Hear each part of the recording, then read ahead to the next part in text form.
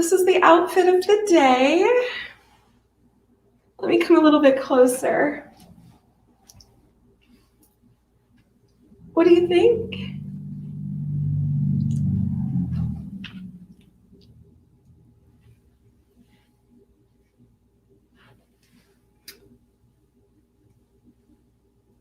I'll be right back.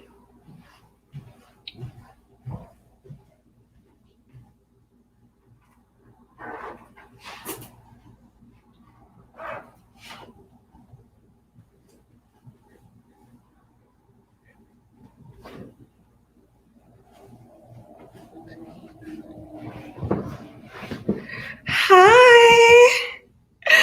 Hi, everyone. How are you? Hi. Oh, wow. Quite a few of you are already here. Hi, it's so good to see you. Let me say hello. You know how we like to do. If you are in the building, say hello, shout out where you are from, and we are going to go ahead and get started. Let's see who is online. Okay, we have Chinonso. Hi. Nagast. Hello. We have Steve. Salut, salut. Nicole. Hi. Digola. It's 1:56 here on the East Coast. You have to add the time zone so people know. Oh, that's such a good call out. Okay, I'll make sure to remember to add the time zone next time. Okay, I am so happy to see all of you. We have Atlanta in the house. So hello, ATL. We are going to get started very shortly. We have a very exciting show for you today. I'm going to go ahead and get my shirt on because I have a little shirt I'm going to put over this, and then we'll get our guest set up and we're going to get started. So 1 second.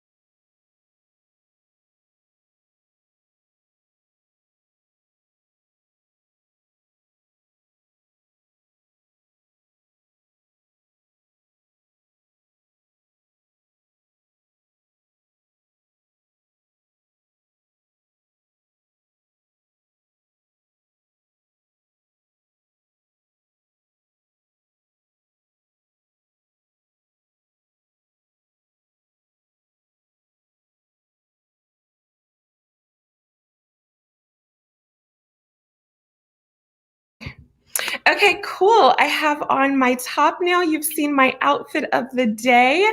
So it's pretty chilly where I am. So definitely need some sleeves. Ooh, Maximilian has already come into the chat.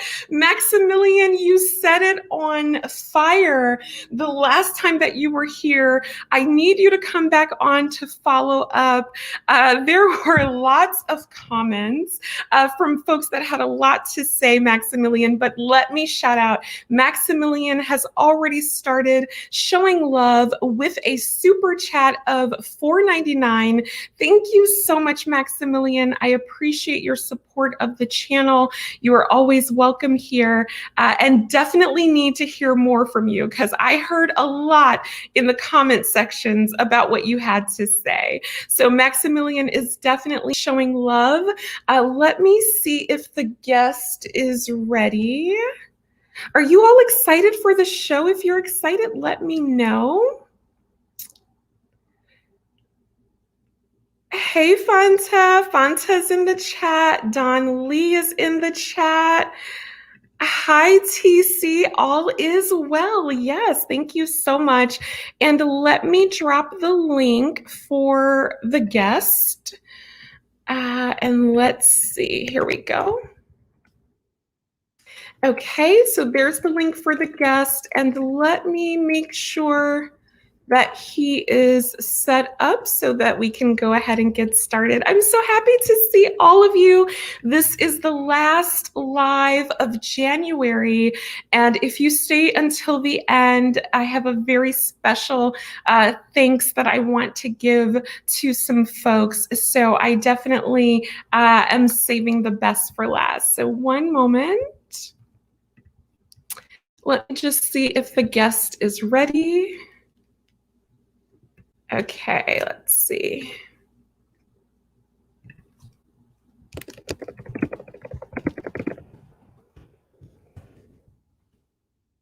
All right.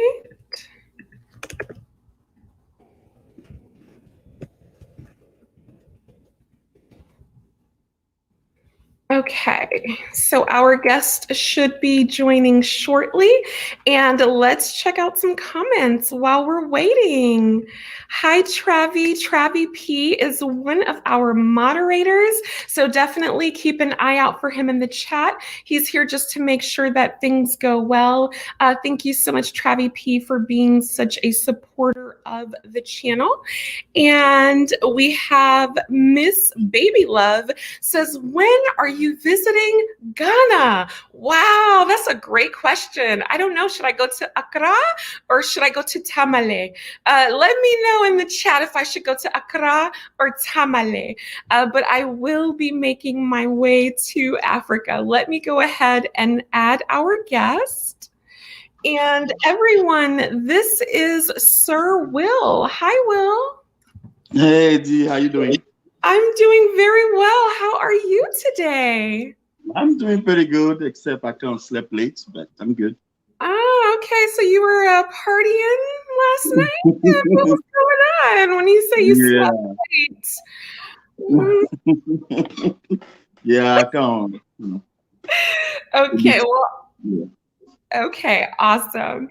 Well, we're going to go ahead and roll on. We've already got quite a few people in the chat, which is awesome. So we're just going to do a little bit of housekeeping, and then we will go ahead and get started. So welcome to the show, everyone. I'm DJ. I run this channel, and I'm really passionate about telling stories in the diaspora. So that's why we come together on this channel. It's so that we can give a voice to every person out there who has something to share with us.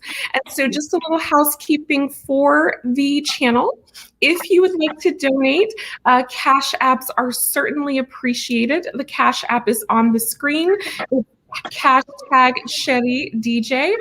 Of course, I really appreciate all of your Cash Apps. It really helps the content to get better and better. If you would like to reach out in terms of PayPal, we have ADD_give@outlook.com for folks that prefer to use PayPal. And then if you would like to reach out to the channel regarding business inquiries, regarding partnerships and advertising or interviews, definitely feel free to connect at ADD_TV@outlook.com, and I will certainly follow up. All right, so we're going to go ahead and get started. Will, I would like you to introduce yourself to the folks in the chat. Tell them a little bit about you, the group that you're from. If you can, definitely give us a nice hello in your native tongue. We always love to learn on this channel. And a little bit about what you're going to be talking about today. All right. So I'm Will. Will Koho to be precise. I'm from the big Kru tribe, but the sub-tribe is called Gere, which is, you'll find the same tribe in Liberia as well. And in Liberia, they call the Crown tribe. But in Ivory Coast, they call the Gere tribe. It's part of a group of tribes called the Kru tribe. I'm an engineer. I've been in the United States for well over 20 years. I'm a businessman as well. I've got a few ventures in the Ivory Coast. I've got a restaurant and I'm building some studio apartment there. And I'm a father, I guess I can say that. And I'm just gonna go easy as far as like in my tribe, I just say aseo, which means how you doing, everybody? Oh, nice. Is it aseo? Aseo. Aseo. There you go. You got it. Oh, nice. And Awesome. I'm sorry, guys. Like my eyes are really red because I slept really late, so I'm really sorry about that. So Oh, thank you. Well, that's why thank I'm you for wearing the glasses. Okay, cool. So, as you heard, Will is from Ivory Coast. And so I'm going to share a little bit of background on Ivory Coast before we dive in, just so that we all know what we're talking about. So I'm taking this from Wikipedia. Ivory Coast, also known as Côte d'Ivoire, officially the Republic of Côte d'Ivoire, is a country located on the south coast of West Africa. Ivory Coast's political capital is Yamoussoukro in the center of the country, while its economic capital and largest city is the port city of Abidjan. It borders Guinea to the northwest, Liberia to the west, Mali to the northwest, Burkina Faso to the northeast, and Ghana to the east. So Ivory Coast is definitely one of those French-speaking countries that figured prominently, especially at different parts of history. And we're going to get into that later. So let's go ahead and dive in. Will reached out to me because he thought that the French-speaking countries in Africa were being overlooked as a destination for repats. And so he's going to tell us a little bit more about why Black Americans should be considering Ivory Coast and other French-speaking countries as the next hotspot. Take it away, Will.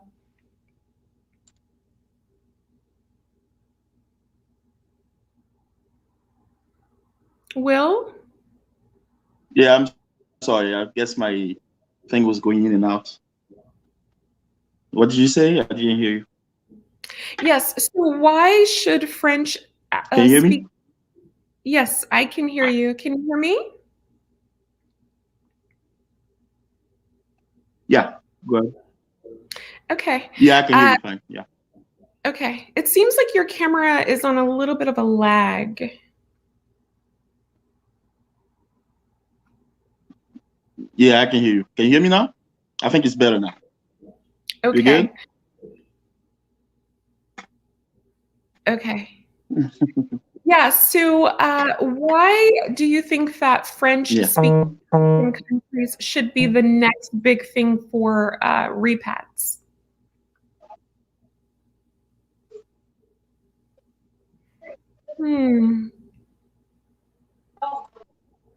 I think it's just an option, to be honest. I'm not saying the French-speaking countries are better than the English-speaking countries or whatnot. I think it's just an option that should be considered. Hey, everyone, let me Would be the ask language, obviously. But everyone in the chat, if you're hearing I'm sorry, not Max, if you're hearing Will in real time, put a 1 in the chat because I'm getting like maybe a lag and then like every other word. So if you can hear Will in real time and you can see him in real time, let me know.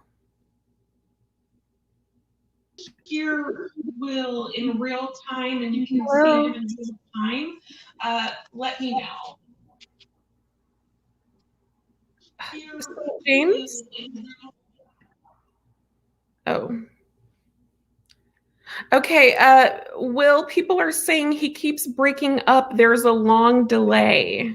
So the people in the chat are having trouble hearing you as well. Okay, all right, let me change my, let me use my regular data. Maybe that's why. Hold on 1 second. Okay.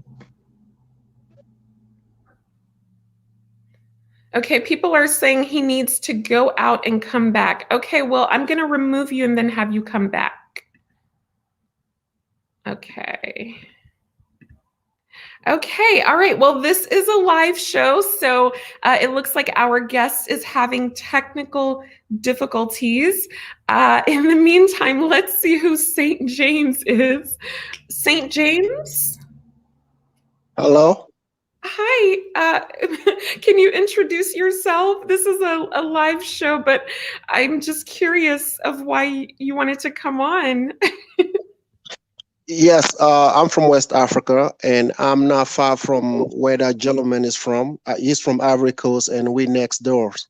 So before I let him talk, because he's the guest of the show, I'm gonna let him finish. But I'm just trying to give you an information about the current president right now. His name is Alassane Ouattara, and he studied in the United States. Okay. So First of all, wait, 1 second. So, St. James, where are you from? I'm from Burkina Faso. Oh, okay. So we've got two gentlemen here from French-speaking countries in Africa. And Will, if you don't mind, do you mind if I let James stay on to have this discussion with us? Yeah. Like your camera's kind of going in and out, so maybe we can just have both of you on. Does that sound good? That's fine.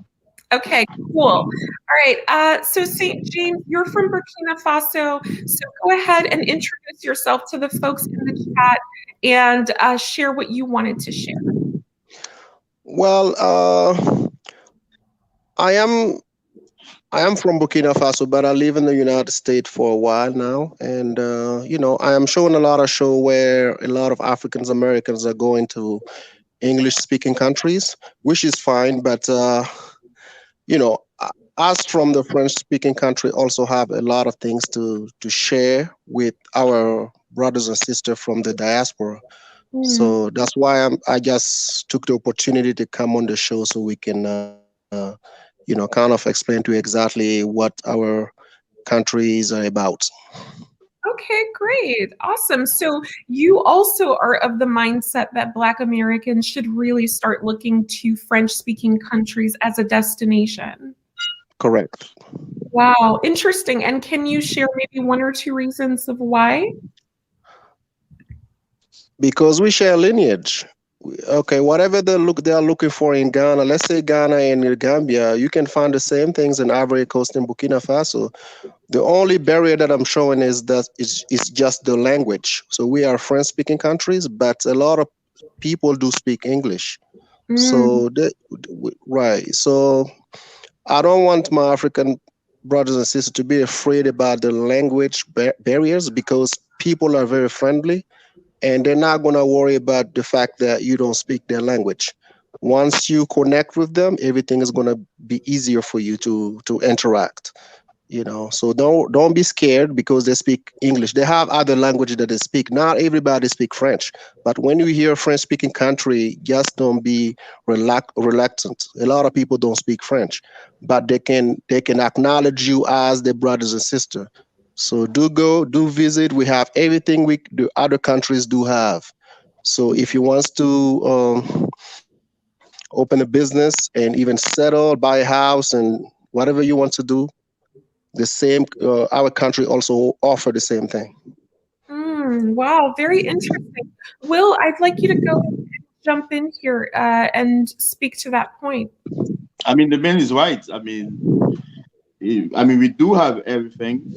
Like I said before, I don't want to get into who is better than who thing. No, I don't want to get into that game. But I do feel like Africa is like 54 countries. We all working toward try to get some type of union going. So anywhere in Africa is good. That's what I believe. I've been going toward Africa myself. I've done some projects in Sierra Leone and Northern Liberia, and I love Africa basically. So you can go even to Mozambique. They speak Portuguese over there. You can go to Ivory Coast. You can go to Burkina Faso. You can go to Senegal. You can go to Nigeria. To me, it's all about everybody has their own feet, but one shouldn't let the language barrier be the issue. the language barrier, language can be learned. I don't care if you're 70 years old, 80 years old, language can be learned. And then you speak English anyway, meaning that you can get away with pretty much murder with English, because anywhere in the world you're gonna go to, you're gonna find somebody who speaks English. You know, so I don't want people to view the language as the issue here. You know, the language is not the issue. Go try to learn. I'm sure within like a few months, you're gonna pick up some words and even speak depending on your abilities. But you know, you shouldn't let the language be the barrier here. Go and visit every country, and then you could see something that is right for you. You know what I mean? Ivory Coast has its charm, Burkina Faso has its charm, Ghana has its charm, and so it's up to everybody. So, and when it comes to the French-speaking countries, let me tell you something that is pretty cool. Whereas in Ghana, for example, because now we're talking about investment. Whereas in Ghana, for example, where you have limitation when it comes to businesses or land and things like that, in most West African French-speaking countries, as far as I'm aware, you can purchase land without actually being from the place or without having the citizenship of the place. Okay, that's one big thing that people don't usually know. That's a big issue. I know in Gambia, for example, they're limited as far as like the square footage of what they can actually purchase. Yeah. In Ivory Coast, it's more of like, how much can you afford? You know? Yeah. Yeah. So, yeah. Actually, I want to jump in on that point because I think that's something that is very important to begin to distinguish. So if we're saying that English-speaking countries in Africa and French-speaking are on equal footing, but then when we talk about investment, that's not quite the case, because in Gambia, for example, you aren't able to own the land outright. You have to go through an alcalo in the traditional Muslim tradition, and you have it for 99 years where you can lease it. Now, I did do some research in advance of this discussion, and I saw what you said, which is that in Ivory Coast, in Côte d'Ivoire, foreigners can purchase land. The only prohibition is on farmland. But as long as it's not farmland, foreigners, from the research that I did, are able to purchase land outright in Ivory Coast. So if someone is thinking about a long-term legacy, I definitely think that is an important aspect to consider. St. James, what do you think about the land owning aspect? The land owning aspect in Burkina Faso, I don't think is a very big issue, because when you claim that land, like when you move to Burkina Faso and you decide this is where you want to live, people are going to make it easier for you, because we have a lot of lands in there, and you can own your land upright. You don't have to lease it for 99 years or anything like that. You know, once you buy the land, this is your land. You have the paperwork from the day you drop the money. They will give you your paperwork. That's right. Wow. That's right. Yeah. And so for those looking for actual ownership in something, this sounds like it's a possibility. It is a possibility. We don't have red tapes and we don't have those struggles. If you have the money and you want to purchase a land, you can get there within a week. Wow. Very Now, interesting. can I step in for a second? Sure. Okay, you have to understand, you have to put everything in context. Those French-speaking African countries have a heavy French influence that even was going on after the independence, okay? So basically what you have is the French forcing those countries to put it in the law, this ability or capabilities of those French people when they come to those countries to be able to actually purchase lands and property and things like that without having too many issues, even though they were foreigners. So this kind of tradition has been, we're still using that, and it's good, even though it was made for the French, other foreigners should take advantage of that. You know what I mean? So Wow. another issue, another big problem that we have also, and people have heard also, is the currency, because our currency is strongly linked to the French treasury. Of course, we all fighting to try to change that, but all those habits and all those things were put in place in order to make it easier on those Europeans to own things in those countries. So even though it wasn't aimed at, let's say, African Americans or African Caribbean people or whatnot, they should take advantage of that. You know, now, so they should take advantage of that. There's no big issue when it comes to citizenship and stuff like that, but they should really look into that, because this is a really good opportunity for them. You know, that's what I wanted to add.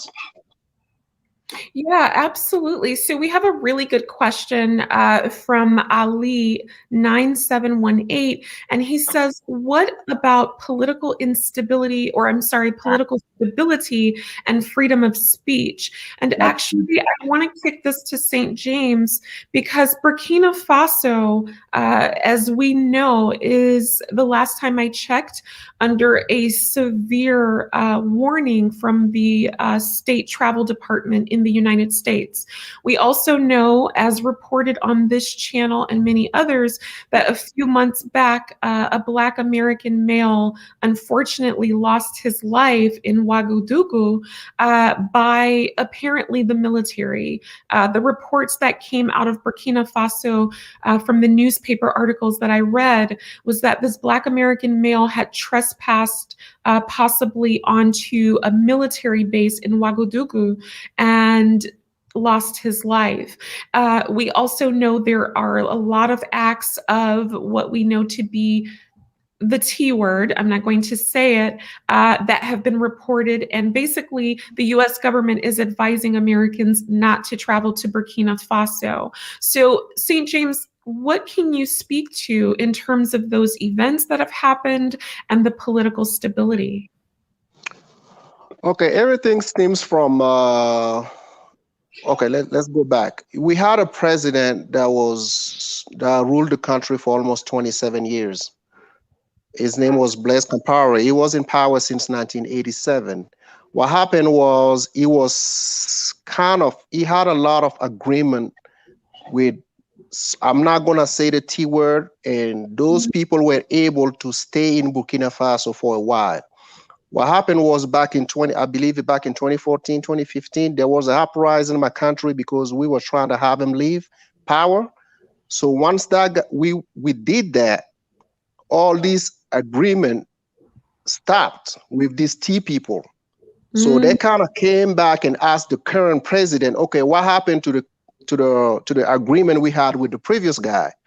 So the current president said, well, you know what? I'm not going to acknowledge you, and I did not sign these agreements. So therefore, all these agreements are void. What happened now? They decided to attack my country. So after the demise of Libya, these people were able to get some equipment. So we don't know. I kind of have an idea who's behind all these things, but for many times we ask these peoples that to come on the table so we can have an understanding exactly what they want from us. They're not able to do that. They decided to slaughter our people. They're doing that on the north part of Burkina Faso, from the north side. So basically, it's happening also in Mali, and if you see Mali and Niger and sometime in Mauritania. So we don't know exactly. We have an idea about what they want, but when we kind of invite them to the table so we can know exactly what they want, they're not willing to tell us, you know? So now my country is a little divided over this thing. But traveling to Burkina Faso, if you come into the capital, you should be safe. Even, you know, this is happening in small pocket of the regions. So if you decide not to come because of that, that's fine too. But Burkina Faso is safe. The citizens are not killing each other. It's just these people that are deciding to do those things to us.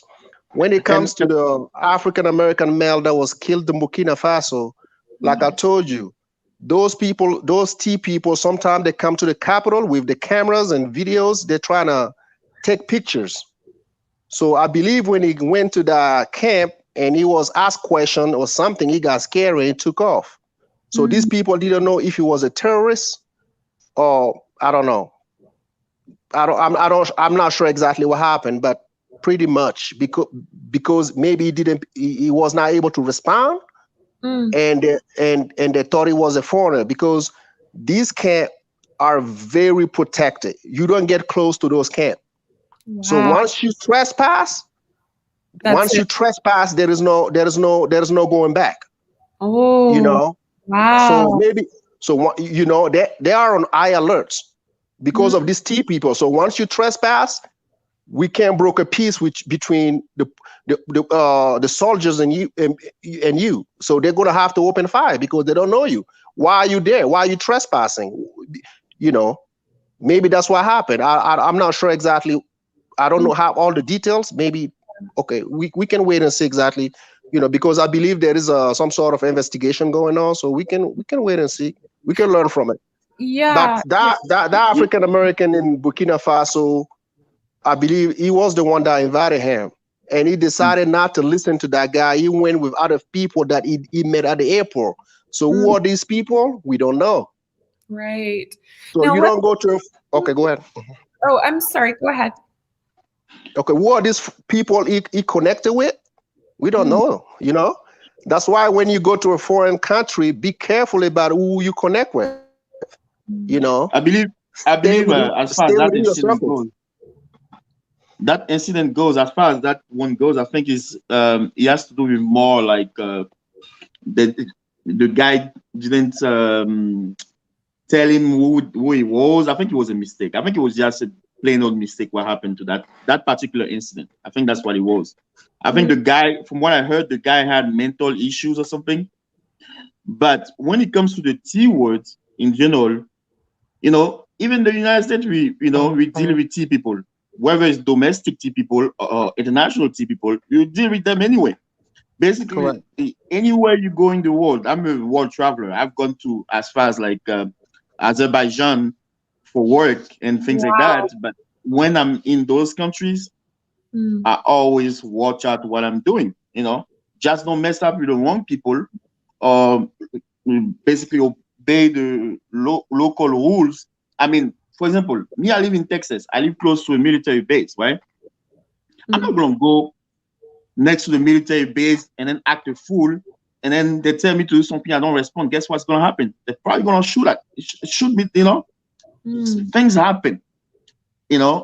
It's not right, but you have to obey the local rules. Make sure you find out about the local rules when you go to those places.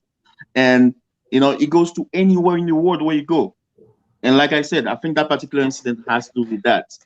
As far as like terrorism is concerned, in Ivory Coast, we even worry about that too. I think we've had a couple incursions from those people as well, because Burkina Faso has suffered from that. Mali has suffered from that. Mauritania too, but it all stemmed from what happened in Libya. Nigeria is still suffering from that. Niger Republic is suffering that. Cameroon is suffering from that. I mean, it's basically, we can have a whole show about that issue, believe me. But what it comes down to is you have to watch out what you're doing. When you go into a place, make sure you know what you're doing. Don't go into a place you don't know what they're doing. Just stay away from that. So totally, definitely understand where you both are coming from. And just curious, James, what is the sentiment on the ground from the people of Burkina Faso about that incident? Have you heard anything from friends or relatives in terms of their reaction to that happening? Well, the reaction is, okay, when you hear an American guy was killed, like a country like Burkina Faso, everybody wants to know what really happened, because we now used to seeing African American coming to this side of the continent. So I Well, I hear from my perspective. I heard everything on the news. You know. Yes, I heard everything on the news. I only heard that there is a, they asked him to stop and he kept running, and they opened fire, and he passed away at the hospital. That's what I heard. Okay, fair Yeah. enough. Well, we have a comment from Chima that I think would be really amazing for you both to address. So Chima says, with all due respect, my French brothers are not being totally honest. French Africa is not exactly free like the English African. They got a bad deal, unlike Azikiwe, Nigeria, and Nkrumah, Ghana. They still DJ, excuse may I, may I, may I, may I? no, it's James. Wait, there has to be Okay. order, so you have to allow Okay. me Go to ahead. finish. Go ahead. Okay, Go ahead. Go ahead. absolutely. They still pay colonial tax. They still use colonial currency. Their military is controlled by the French, and before they exploit any resources, they must get permission from Le France. And so Chima finishes by saying, therefore, in relation to starting a business, foreigners must be wary about France because all companies and lucrative businesses are run by the French. So either of you who would like to address what Chima has put forward about the colonial tax, the military being controlled by the French, go ahead and share your thoughts. Okay, should I go or should I let James go? Oh, you both are gentlemen. My brother, I can let you go first, but I have this question, Okay. DJ. Can you tell that guy if he can come on the live show? So he knows a lot about my country more than I do. I would let him come on the panel so we can have a conversation if you want to do that before we Okay. answer the questions. Okay, d'accord. Chima, you are being called to the live. St. James would like to face you and would like to discuss it live. I will drop the link, Chima. So St. James is requesting that you come so that you can discuss it man to man. Yeah. Will, in the meantime, would you like to speak to that? Okay, so basically what he's saying is not entirely false, okay? But it's not entirely true as well. They still have a lot of strong relations with the French. I'm not even denying that, okay?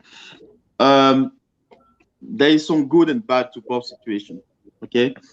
As far as like starting a business, honestly, I have business back home, you can start a business. You don't need the French for that. The French are not that powerful. Okay. As far as like the government, when it comes to the currency, okay, you have to understand something when it comes to the currency. This is that's the big misconception a lot of our other brothers don't understand. Although it's a good thing, and believe me, I'm a big supporter of us having our own currency. Okay, just like Nigeria or Ghana or Gambia or whatnot.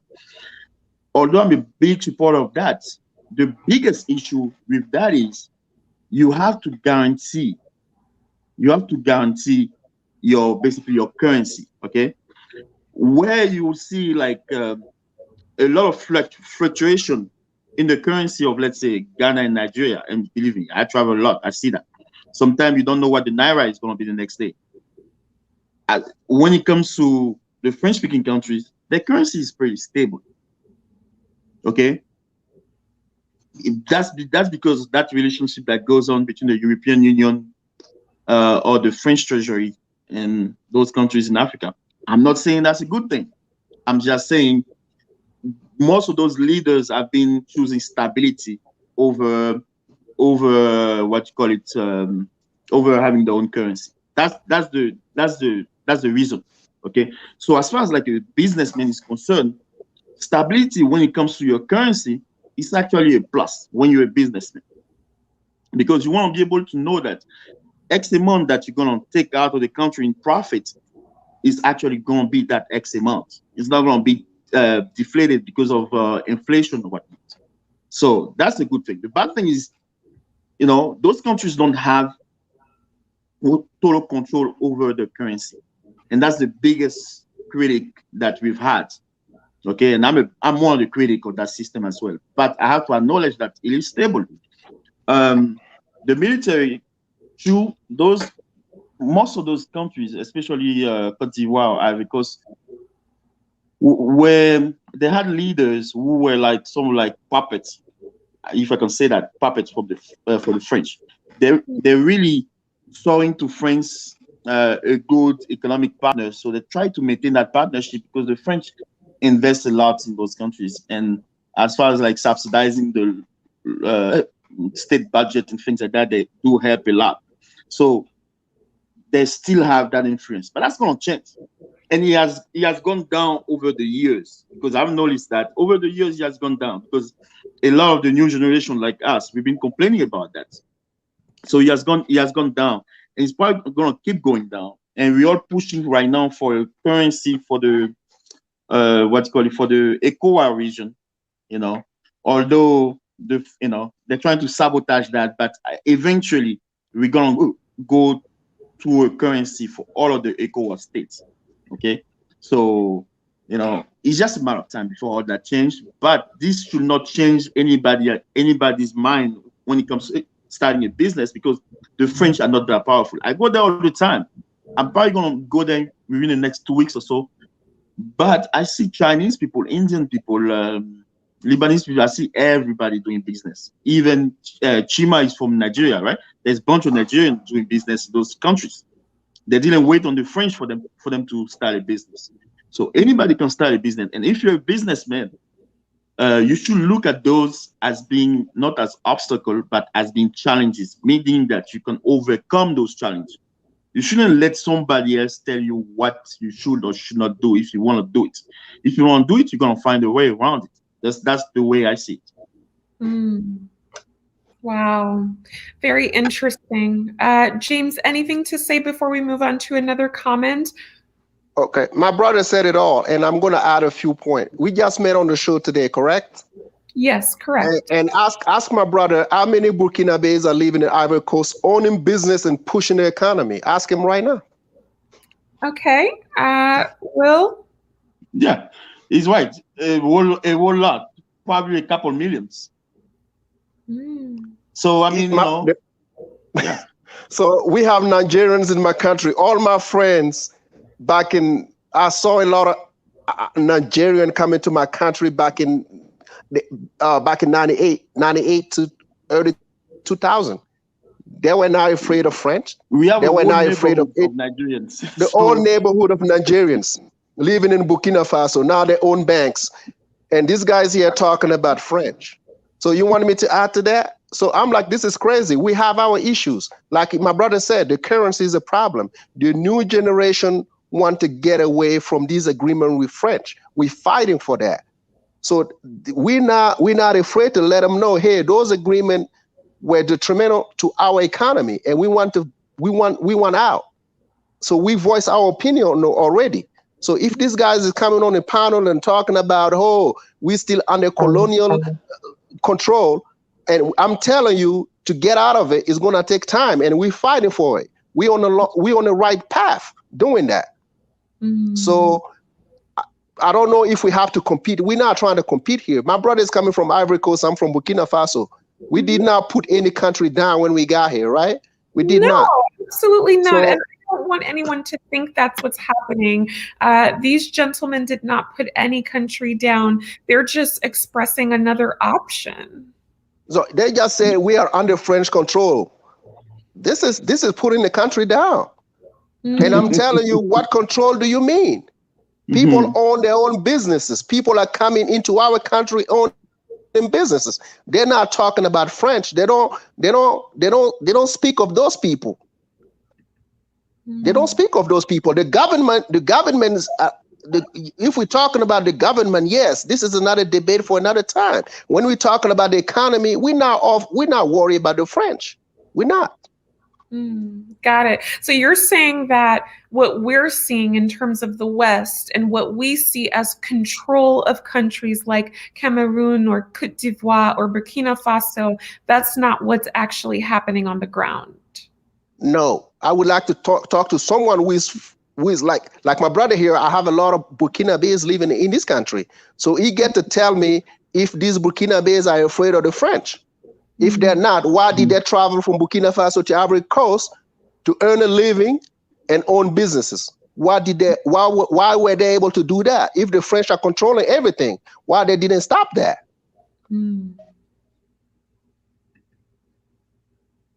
Will? Yeah. So it sounds like you both agree that the French are not in control of these countries. Of course they're not. We have leaders that are like the French puppets for some reason. I do give you that. I'm not a big fan of them. You know, I'm probably one of the biggest critic out there. But I don't think it's up to those leaders to determine what we should invest in as an individual or not. Like me, I have a business back home, and I didn't wait on the government to tell me what to do when I decided to invest. My money is safe, you know, and I'm good. I ain't worried about it. But I do know we do need to work on that relationship with friends. And we all know, even my brother James was talking about it. We all have that issue, but it shouldn't stop anybody from the big picture. The big picture is it is another option, which is a good option. Of course, the language is the barrier, but one can overcome the language. I came to the United States, I had to learn English, right? I had to learn English. Guess what? I learned English. I studied, you know, and, you know, I'm fine. Anybody can do that. You know, there are some Americans who are going to Tanzania or East Africa, and guess what? They're learning Swahili over there. You know, yes, I met some Americans when I was living in Ivory Coast. I went there, I think it was 2 years ago. I think I told you that story. One time at night, I went to get something to eat, and there was this black lady. She was speaking with a U.S. accent. So I asked her where she was from. She told me she was from the States. And then we started talking, and then she told me that she had a hair salon back home in the Ivory Coast. So this lady has a hair salon because she was telling me that because they don't know how to, they're really good at the braiding, but the other good stuff that you guys do here to your hair, they don't know how to do that very well. So that was a plus for her. And she was making a living based on that. You know, there was this other guy who was a chef. You know, so it really depends on anybody, what you can bring to the table and how you can, your capability of being able to adapt to the situation, because that's what it comes down to.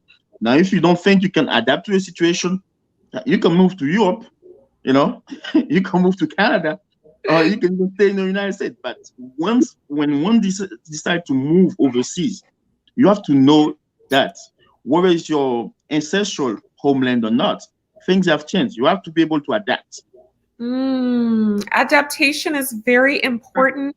On that note, I want to take time to acknowledge we have another super chat from the big baller. Maximilian has sent over a super chat of $4.99. Thank you so much, Maximilian. He said he's driving right now, so he can't hop on the panel, but thank you so much. And he says, listening to these guys talk makes me want a bottle of wine and some good cheese. So I guess that means listening to the both of you speak, it sounds like you might be living the good life. And I also want to take this time to say, everyone, definitely make sure you hit that like button. These men are taking time out of their day to share very important information with us about land, about how things work in their country. And this may be something that you're interested in. So let's definitely show some appreciation by giving a thumbs up to the video. Definitely consider super chatting or sending over a Cash App. Now, I want to switch gears a little bit because we've been talking about the economy, we've been talking about business, but in the everyday life of most folks, they're wanting to understand some of the cultural changes that they can expect when they come into these countries. And so I would just love to hear maybe one or two things that Black Americans culturally should be on the lookout for if, say, they come to Burkina Faso or if they come to Côte d'Ivoire, just in terms of how people deal with one another? Anyone is free to jump in. So for me, everything is derived from respect, right? So if you do not know the culture where you're going to, just be respectful. Mm. You know, people will acknowledge that first. Okay, you're not from here, but look at this. Once you do that, you get to learn more about our cultures, about way we interact with one another. You know, we are very driven by the community support. You know, everything is not the me, myself, and I in Africa. So once you live in that community, you're supposed to know your neighbors. You can say hi to them every day. And, you know, we know we we know each other's parents, and we, you know, from the good, from the bad, people are not gonna let you down. Once you show that, you know, you show your support, people will come and help you.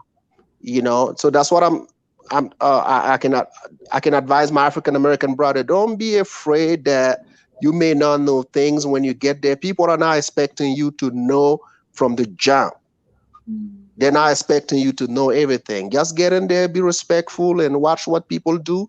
If you see something that you like and you can adapt to that, just go ahead. If you see something that you don't like, leave it as that and then keep moving. You know, people are not gonna tell you, hey, we want you to know our culture. We want you to know this and that. No. You're totally free. As long as you are respectful, people will respect that too. So don't be extra trying to push things on people. People will not push their culture on you. We have a lot of tribes in Burkina Faso, and this is not what they do. We don't do that amongst one another. I am Mosi. This guy is from Senufo, is Jula. We respect that.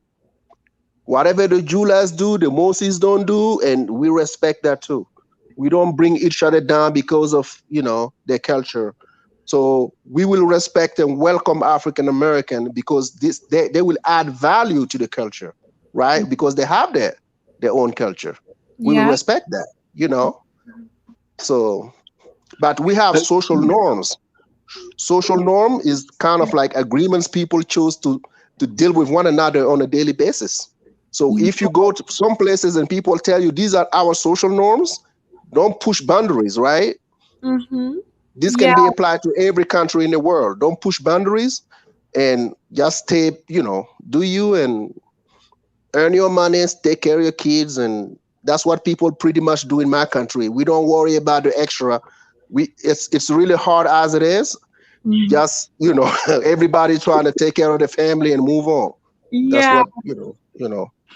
Let me add something to that. Wait 1 second. Well, I love that, actually, James. I really, really appreciate you speaking to the concept of how important respect is, right?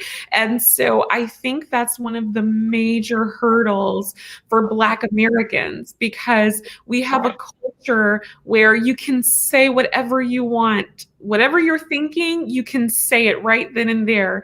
And our culture is one that very much prizes something that we call keeping it real. I was just keeping it real. And what I want us to do as Black Americans is begin to think of how we can evolve beyond just keeping it real and starting to really mature as a people. Because just because we think something doesn't mean we always need to say it. And trust me, I've gotten in trouble with this plenty of times myself, but the concept of respect is very important in other countries. For example, when I went to France, I learned very quickly from my mentors that if you did not say bonjour to someone, they would ignore you. I'm talking just even if you wanted to ask for directions, if you wanted to know anything about anything, in France, in Paris, you have to start with bonjour. And the reason is because it acknowledges the other person's humanity. It says, I see you. And if you try to talk to someone in Paris, in France, without doing that, you will be treated very rudely and you will usually be ignored.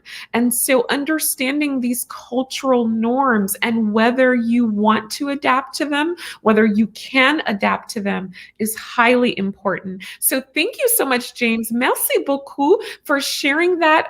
We'll go ahead and jump in.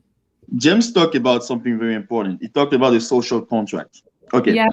One thing that you have to acknowledge is that all Black people, I don't care where you are in the world, every Black person, we have something in common, which is we're pretty much welcoming. Hear me out for a second. You go to the worst hood in America, okay, like the roughest hood in America, and you're a white guy. When you go there, if you act right, people will still welcome you. But once they find out that, hey, this guy is not right, they're gonna come after you. It's like it goes all over the world. You have that humanity in us as Black people, as African descendant or whatnot. So you have to remember that no matter where you're gonna go, even me today, I'm from the Ivory Coast, right? But guess what? I did some contract work in Guinea.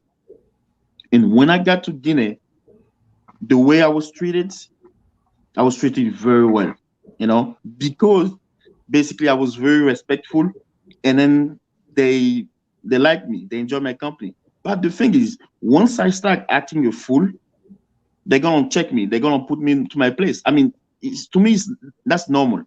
So if you go to those countries, whether you speak the language or not, basically try to adhere to the rules, to the local, like you said, the social contract. Make sure you're nice to people.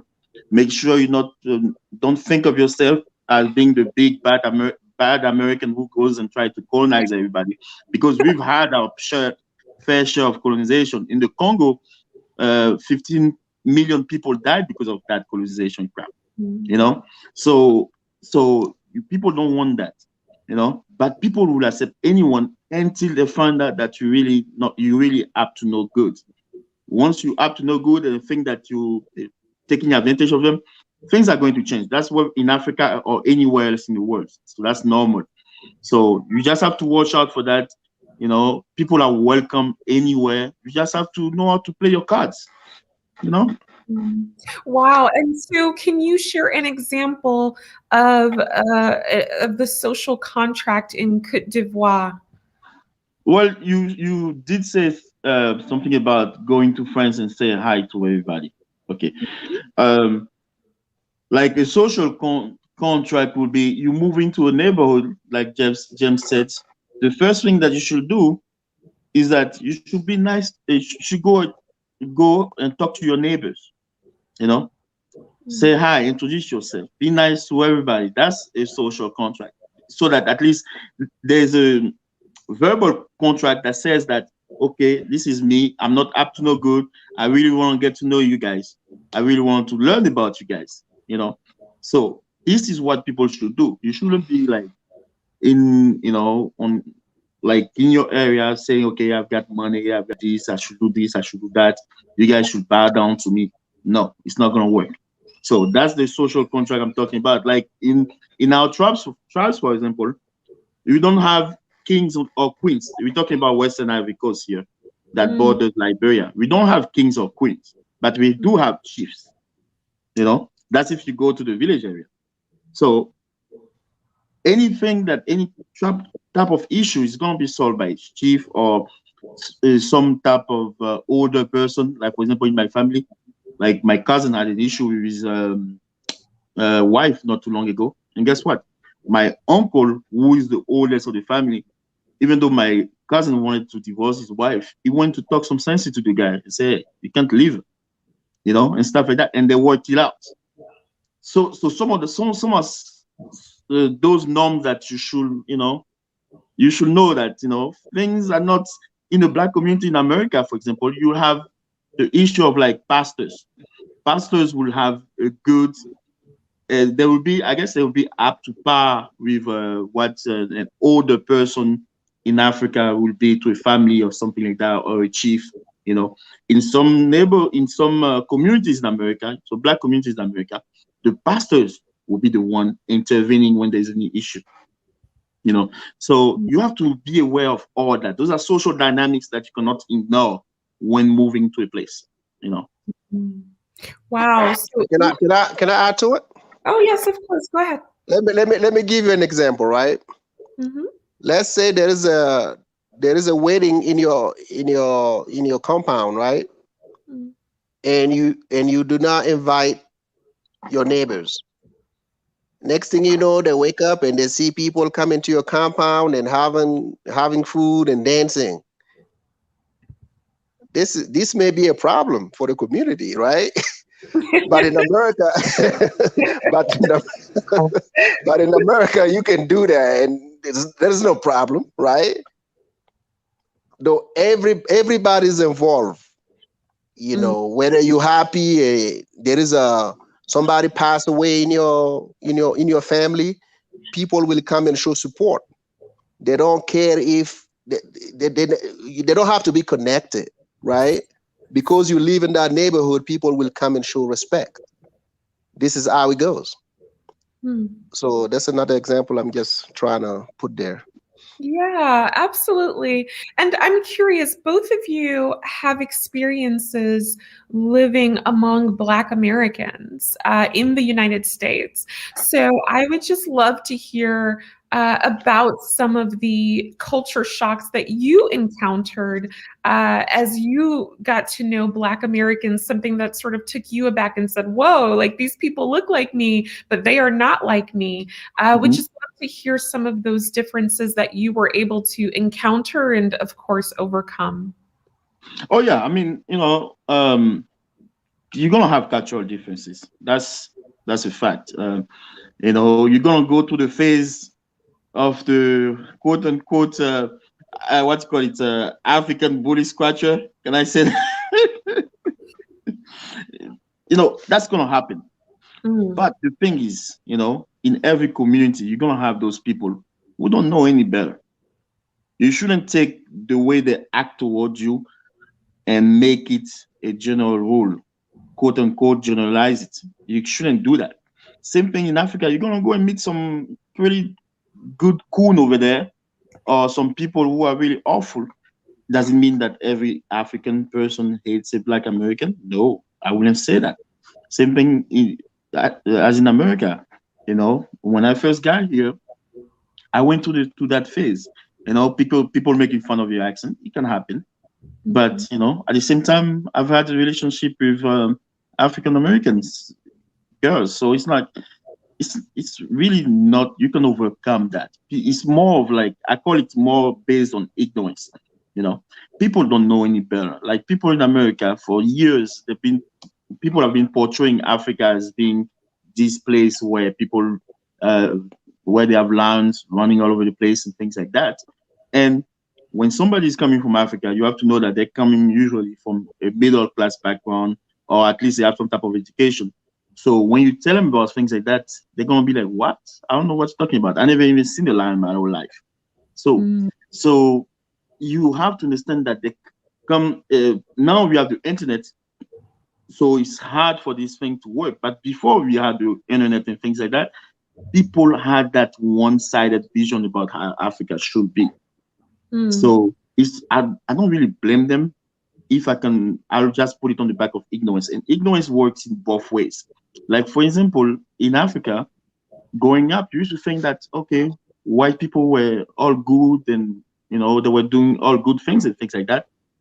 But when you come to America and you now see the dynamic between white people and Black people, you kind of find out that, oh, they're not all as good as I thought they were. So, so it's something that you're going to learn. And then, you're going to have bad and good people in every race, in every culture, in every communities. But that shouldn't be the general rule. That's what I'm saying. Got it. And James, so can you speak to an experience with Black Americans where you were surprised about the culture and how you were able to begin to learn about that in your time in the States? Okay, I can give you my first example that I can give you is when I was first in New York, when I traveled from Africa to New York, right? And I know everybody that are listening and watching, they know exactly what New York is. Busy, right? Busy, a lot of people, you know. So as an African coming to New York and living in the neighborhood and where no one says hi to you, right? Like you said, when you were in France, no one says hi to you. Everybody walk past you, and it's kind of like for me, I was taken aback. I was like, okay, where is the humanity? Like, why people don't say hi to one another here? And you kind of like look at people that have the same skin color. You are like, okay, can I at least talk to my brothers and sisters? And you kind of see they don't have time, right? Like my brother said, we can't blame anybody. It's like it's New York. Everybody's trying to make a living, you know. So for me, it was hard because I wasn't able to make friends the way I wanted it, right? Like back in my country, I have friends and we go to one another's house and we go have food and hang out. When I got here, I did not have that. And I was kind of like, I was taken back. I'm like, why? I can't, like, I have days off and I'm home. I can't even do anything, You're you like, know? I'm off work. And I want to go somewhere. right. That was the struggle there. And I thought everywhere in America was the same, right? And when I moved to Georgia, on my bus ride to going to Georgia, I got to a place where everybody was like, "Hey, how you doing? Hey, how you doing?" I'm like, Yeah. "Damn, I didn't know that existed, right?" So I get to Georgia, Yeah. everybody's like, "Hey, how you doing, brother? Hey, how you doing?" I'm like, "Okay, now we Oh, talking." yeah. You see what I'm saying? I was Yeah. able to make friends. I was able to make friends. Then I got my African American girlfriend, and I was able to meet the family. I was able to connect. So you see, this take time. So you know, in Georgia, I was very pleased, but the the way I was welcome, right? Mm-hmm. And I had people calling me on Thanksgiving and New Year's, come over, come by the house, come get some food. I was like, wow. I was in New York for a while and I did not have that. And I'm in Yeah. Georgia over here, and people are taking good care of me. People are calling me and trying to check on me. I was like, that's what's up, you know? And if I had stayed in New York, I wouldn't have known these things exist. So, like Yeah. my brother said, sometimes it's not knowing. Once you know, we are kind of the same. That's all it is, man. That's all it is to know. And I can't judge people from the East Coast, right? Because they are dealing with something else, you know. If you get to know them, that's all about. I'm not gonna say okay because I was not kind of welcome in New York. I hate New York. No, maybe on my part there was certain things that I wasn't doing right, right? So I can't blame anybody, you know. That's what I want to say. Wow, I absolutely adore that. That's what we call Southern hospitality. Yep. And whenever you go to the South, you are going to be overwhelmed with all the love that you're going to receive. And everywhere you go, people will want to feed you because that is how we show love in the South, is by making sure that you eat very well. So I absolutely love that. And I want to acknowledge another super chat from Maximilian. He is setting it on fire today. Yeah, he's on fire. Yeah. Maximilian should pull over and come to the chat. Come Yeah, to the show, man. Maximilian, Yeah, for real. to come to the show. I can see you want to participate. Yes. Maximilian says African Americans should move to English-speaking African countries for our own safety. Learn the native language, but French isn't native. So no. English is not the native language either. I would love Maximilian. to get, I would love to get your reaction, both of you, to the comment. Yeah, English. Okay. Tell Max that English is you not the tell native him. language either. You, You know? you tell him. He's listening. in the Okay, Max. Just know that English is not your native language either. Oh. You know? So in Gambia and stuff like that, then English is not their native language either. They just use English to communicate between tribes. So basically, you're going for the easy way out. You know? So we're just telling you, don't go for the easy way out. Don't look at language as being a barrier. If you go to Tanzania, most people, or Kenya, most people actually speak Swahili than English. What you gonna do? So you're gonna learn the native language as well. In Burkina Faso, or those other French-speaking countries or whatnot, they got the local language. You're free to learn that. I've met some Americans who have learned that actually, you know. And then on top of that, if you learn French, that's even better. It's up to you. But it should be an option. You shouldn't let the language stopping you from doing what you want. Just visit all the countries and find out there's always going to be one single thing that's going to draw you to a country over the other. Me, for example, I'll give you an example. I went to Cuba. I had the opportunity to go between the Dominican Republic and Cuba. I was like, you know what? Let me go to Cuba and check it out. I got to Cuba. It was hard for me to find anybody speaking English. But guess what? I was with my Duolingo or whatever, my little Spanish that I knew. I was able to get around, and I enjoyed my stay in Cuba.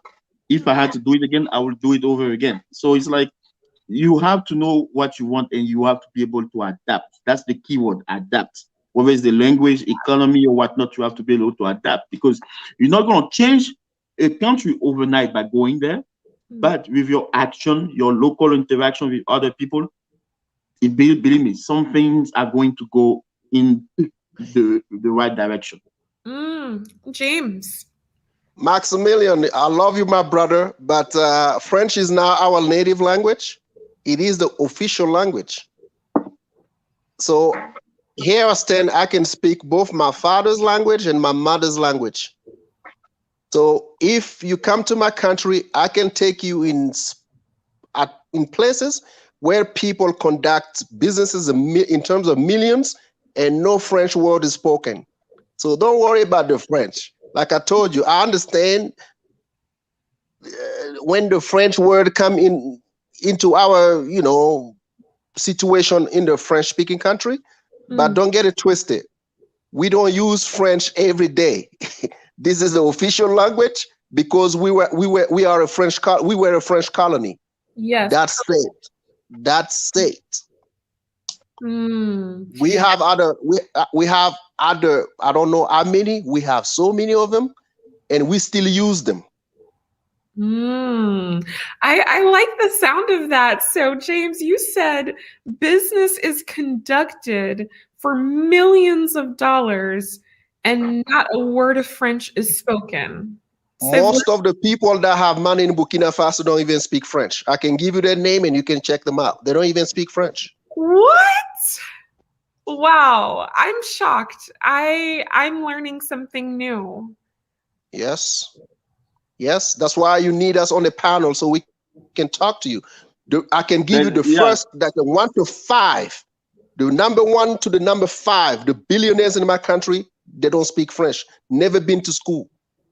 Wow. So, in Ivory Coast, for example, the number 1 transportation, I think he's involved in transportation. He died now. I think he died this year. The guy never went to school, and when he speaks French, he speaks French. You know that he didn't go to school because he doesn't speak it properly. But the guy still managed to run the biggest transportation business in Ivory Coast, and most likely one of the biggest in West Africa, because I think his company goes all the way to Nigeria, and to Morocco and things like that. So the number 1 language is this, your dollar. L'argent. L'argent. There you go. If you can speak that, anybody can speak your language, my man. Yeah, absolutely. And I just want to say that I do believe French Africa could represent this sort of untapped resource because we have so many Black Americans that are flooding into Ghana, flooding into Nigeria, and we've seen how that has pushed up the prices for even just like the cost of living in like Accra. So Oh, if yeah. you go to one of these countries, and of course, we're not saying you must, this is just for people who this may be interesting to.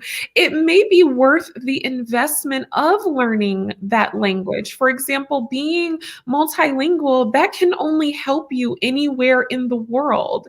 And Exactly. so I just think that Black Americans, hey, maybe it's time to put down those Spanish classes that we're, taught in high school and college, and maybe start looking at French. You don't have to be expert level. For example, I am nowhere near expert level, but I can help myself in any French speaking country. I can get around, and it might be worth the investment. So I just thought that was really, really powerful. I'm going to read a few comments, and then we're going to move on to the last segment where we're going to dive into a little bit of history. And James, I want you to get in on this too, but let me go through a few of the comments. So someone, Abola, says she's watching from Dallas. Hi, welcome, Dallas. Dallas in the house. Dallas. We have someone that says France is broke. They live on the back of Francophone countries. Proper parasite. Okay, got it. Someone else says West Africa had already concluded the plan to launch their currency ECO. It was the same Francophone countries that sabotage. I believe that's the Ecowas. Is that referencing? Yeah. That's not true. I can answer that if you want. Yeah, sure. Okay, so basically, let me give you a background. Okay, so there was a plan to launch a common currency, which is probably one of the best ideas ever, right? And in Ivory Coast, and some French-speaking countries, especially Ivory Coast, our leader is a big puppet of the French. Okay, and basically he's the one who sabotaged that. Him and the French sabotaged that, but the project is not dead. The project is still going on, and it's gonna happen one way or another, because a lot of things were changed as far as the relationship with France and French-speaking countries when it comes to the currency. But not everything has changed. But even for those things to change, we had to see how many years for that to happen. And it only changed in the last 5 years because there was so much pressure by the young generation. So believe it or not, all this is going to happen. We're going to have a common currency toward West Africa. We're going to have a common currency toward Africa, hopefully, but definitely toward West Africa, because right now we can even go from country to country in West Africa. That's like the best. That's like the best free circulation that you can have in Africa. In other parts of Africa, it's hard to go from countries to countries like that. But toward West Africa, you can do that now with an Ecowas passport.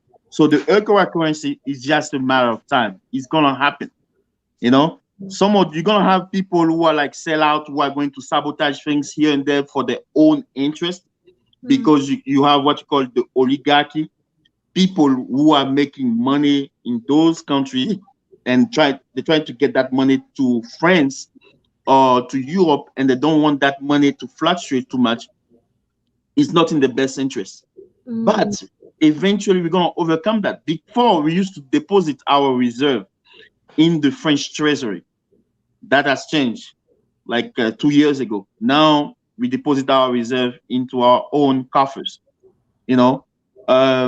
Before, they used to have one of the representatives in the board for our central bank. On paper, at least, that has changed. So some things are going to change with more pressure, and with this new generation, there's more pressure being applied, and this is due to the internet and to social media like yours, for example, or Facebook. More people are connecting. You're discovering that people in other parts of Africa want the same thing that you want, and this applies more pressure to the leaders. So it's just a matter of time. All those leaders who are puppet, they're gonna go. Okay. James, I would like you to jump on this. Miss Baby Loved, hi. She says the diasporans are concerned with the fact that their taxes will be going to finance the French economy, even if the locals are welcoming. James, can you speak with your thoughts on that? This is a very loaded question. When they say the taxes, I don't know which taxes are we talking about. So I would like to answer the question, but I don't just want to give you anything. When they say their taxes, which taxes? So if we were talking, say, property taxes, business taxes, even income taxes, let's pick any one of those. But you're saying none of those would be applicable. Applicable where? Why my taxes will go sponsor the French economy? Okay. How does that work? Give me the scenario. Okay. Let me give you a scenario. I think maybe what she might be talking about, and this happened to everyone, like in debt. We have some debt to the French, but you have to pay your debt. Nigeria pays its own debt to the international community, but there's no such a thing as like a tax that you have to pay to the French government. This is like a stereotype from people who don't know anything about what's going on. This is ridiculous. Nobody pays taxes to the French. It does not exist. Get that out of your mind right now. It does not exist. Okay. Can we extend the show and wait for Maximilian? Yeah, absolutely. Let me actually call that out. That's a perfect time. Max actually sent over another $4.99 super chat, and he says, so a Max. And then he sent over a whopping $24.99. Maximilian, man, wow. Man, this brother's on fire. Oh, he's on fire. He's on fire, and he says he might call in 15 minutes. Max, you are a VIP member of this channel, so we will definitely give you that time. Call in whenever you are ready. Definitely want to hear from you. And we have a $10 super chat from our very own Travi P, who is a moderator on the channel. So thank you so much for your work, Travi. And he says, this show is fire. If you agree with Travi, drop some fire emojis in the chat, hit that like button. He says, but I believe that we should aim to adapt to various language, dialects, cultures, and tones. It would challenge us to aim for growth and ways to connect with one another. So that is incredible. Yeah, you agree with that? You agree with that? Yeah. He's right. He's right 100%. I mean, I couldn't have said it better. I'm not gonna go live in I love that place, by the way, in the US, Louisiana, for example, and I'm not gonna adapt to the way of life. I'm not gonna adapt to like that, You gotta adapt to that. So he's 100% on point. Absolutely. Okay, so we are going to move to the last portion of the show where we're going to get into a little bit more of the history side because that is something that I'm really passionate about. I think you can't know where you're going unless you know where you've been. And so I'm going to put something on the screen. Let me grab it. I did some graphics, y'all. So let me do this. Okay, so right now, what you are looking at is actually a map from around the 17 or 1800s. Can you see it on the screen, James and Will? Yes. Yeah, I can see it. Awesome. And so what you're looking at is a map of what was then called Negro land, and it shows Guinea, and it shows what was then known as the Grain Coast, the Gold Coast, the Slave Coast, which is around the area that is now Côte d'Ivoire, and then you see Benin. So we can even see just in terms of the map how this area of Africa was looked at. Literally, we have the Gold Coast, we have the Slave Coast, and this is how Africa began to be carved up into various sections. So what I want to do is, we learned a little bit earlier about the Kru people.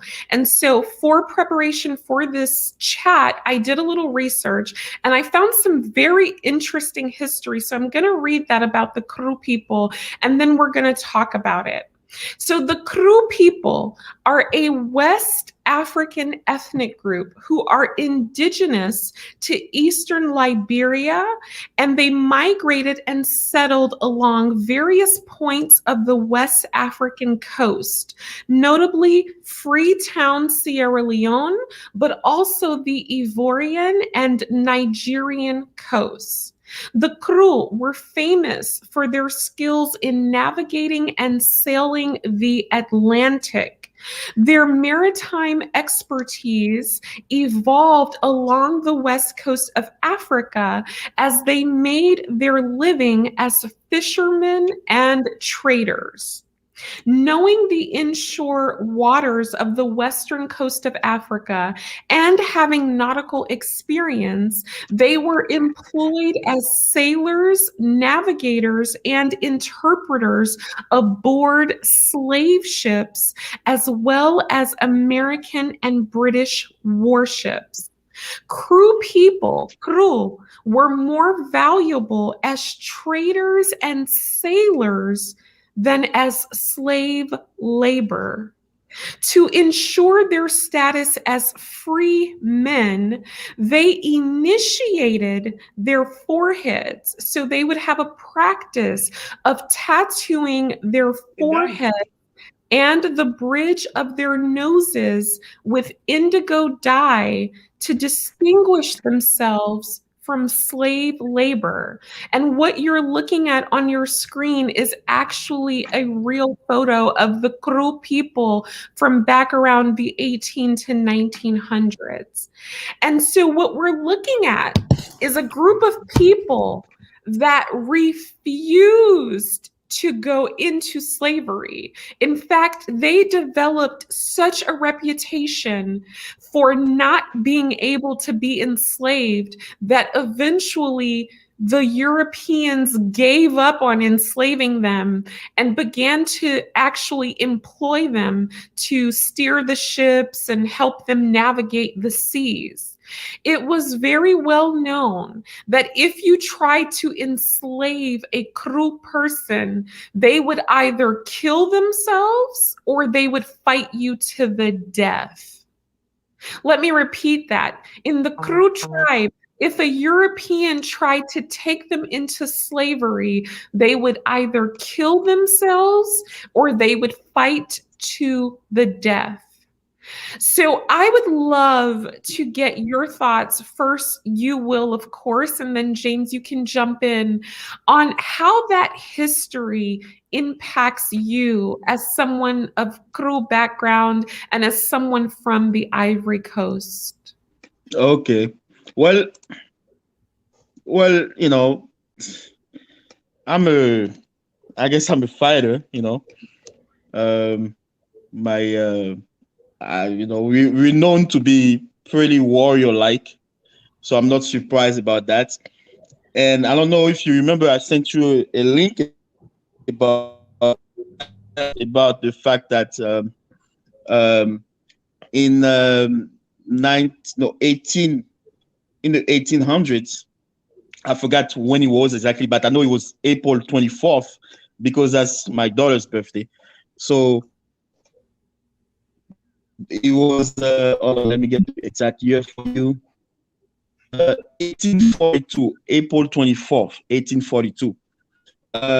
Some cool people basically went aboard a U.S. slave ship. I believe it was a slave ship. You know, in the history, they're saying basically that that ship was coming around that area of West Africa to get some wood or whatnot, but everybody knows that they're doing it around that area. They were probably going there for slaves. Basically, some cool people got in there and killed them, you know? And basically, I can post the link and people can read more about this story. But you don't talk, it's a narrative that people don't usually talk about. And I'm going to usually talk about narrative is that people usually think that Africans sold out African Americans to slavery, but it's a narrative that was Well, written by the winners, by those. Will, you're starting to Yes. like break up really badly. Oh, okay. I'm sorry. Can you hear me now? Fresh data, it's like really badly breaking up. Max, welcome. Hello, DJ. What's up, Max? Let me come back. Let me log out and log back in. Okay, go ahead and go out and come back in so that it can refresh, and we'll pick that up, Will. Hey, Max, how are you? I had my granddaughter in the car with me and my grandson. I don't drive and text when I got the little ones in the car with me. Oh, Max is looking fresh. Yeah. Oh, I see you're looking fresh today. Did you get a haircut? Nah, I was just working the last time you saw me. Everybody said he was like a hobo. But like I told him, I run an oil company. I actually work for a living. But wow. Before we get into this conversation, because I've been getting cussed at by all my friends on YouTube.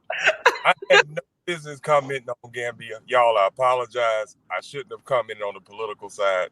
I do apologize. I do have knowledge, but I'm not a Gambian. I love the country, but it was not my business to get into that about who should be elected. So I do apologize to the Gambian people. Y'all elect who y'all want to elect, because I stepped out of bounds on that one. I get a little passionate sometimes, and I know a lot about different African countries.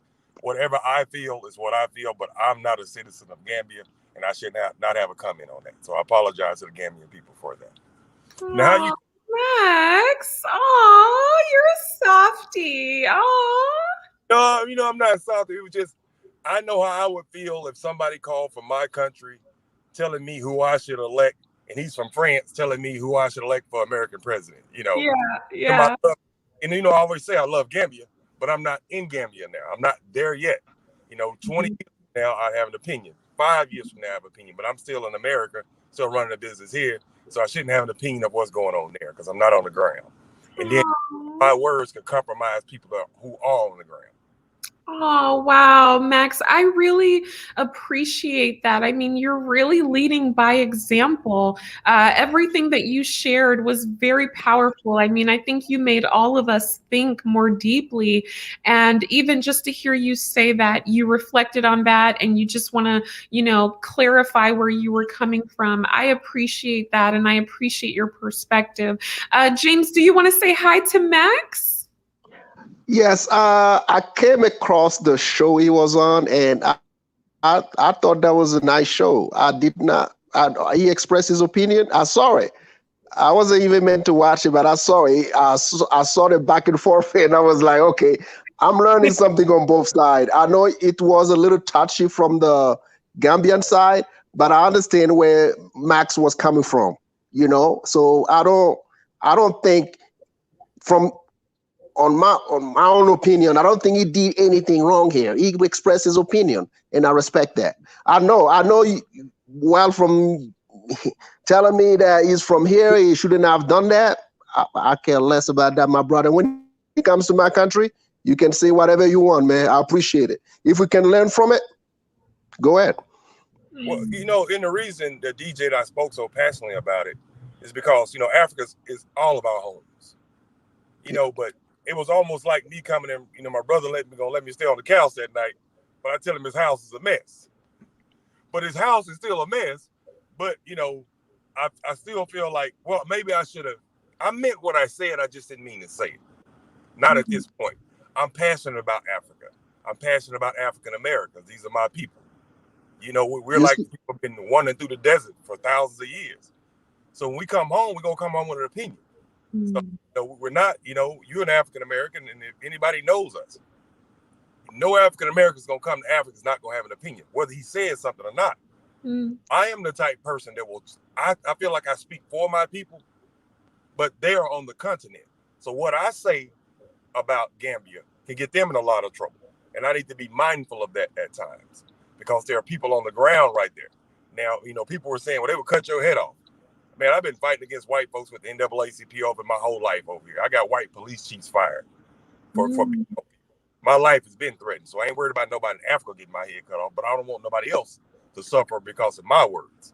Mm. So what I'm saying, when I get on the ground, exactly what I'm saying now, I will say on the ground. Mm. So I'd rather die in Africa than die over here. Wow. But I'm not gonna let my words, because it's easy to say something when you're in America. Mm. Everything that I about the, Africans deserve citizenship, I still believe that. Mm. Certain things about governments, we need to straighten it up a little bit. No citizenship be fearful for their lives when they protest. Mm. Dissension is part of democracy. Mm. And we're not talking about Gambia, we're talking about a lot of countries, even here in America, that we have to learn that everybody don't have to agree with each other. And African Americans are gonna have a lot of disagreements when we get to Africa. Oh yeah, that's something that's going to happen. But it's for the good of the African people. Mm. So I hear what you're saying, Max. You're just essentially saying you don't want to make it tight and hot for the people on the ground, because basically you're nice and safe and comfy right here in America. What you say, it's not going to cause you any trouble. But for someone in a small country like Gambia, where you see another Black American, they're like, oh, I remember what that dude was saying online. Are you like that? And then they're getting things hot, as we saw with some other folks earlier this year or last year. So I get where you're coming from. I don't think you said anything wrong either. So I agree with James. I don't think you said anything wrong. I think you had a lot of people thinking about a different perspective, but I definitely respect that you don't want other people to be harmed due to your opinion. Well, it's like my father was a minister. And he said, son, sometimes, what's nice about ministry? Mm-hmm. Sometimes you got to check yourself. Even if you tell me I'm right and everybody in the world tell me I'm right, if in my heart I know it ain't right and I don't feel good about it, Mm-hmm. I should acknowledge that. I don't feel good. I meant what I said. I just didn't mean to say it in this time and point. Mm. I like to stick to because I don't like getting in politics. Yes, I'm a very political person. Very. Even in America, I'm extremely political. Yeah. But I need to leave my politics where I'm located. Mm. So when I move to Africa, my politics move with it. I'm still gonna be Maximilian. I'm not gonna say they're not gonna find me in front of a firing squad somewhere in Nigeria. Oh no! but I'm never gonna be quiet. I'm not stupid, but I mean that when I say that. You see what's on my shirt? It says Jackson State. Mm-hmm. They taught me about what pro-black means. If I can stand up to these white people, Public Enemy said, I never ran from the Ku Klux Klan. I shouldn't have to run from a black man. Mm. I'm not gonna run from no black man on the truth. What I speak about is for the betterment of the people.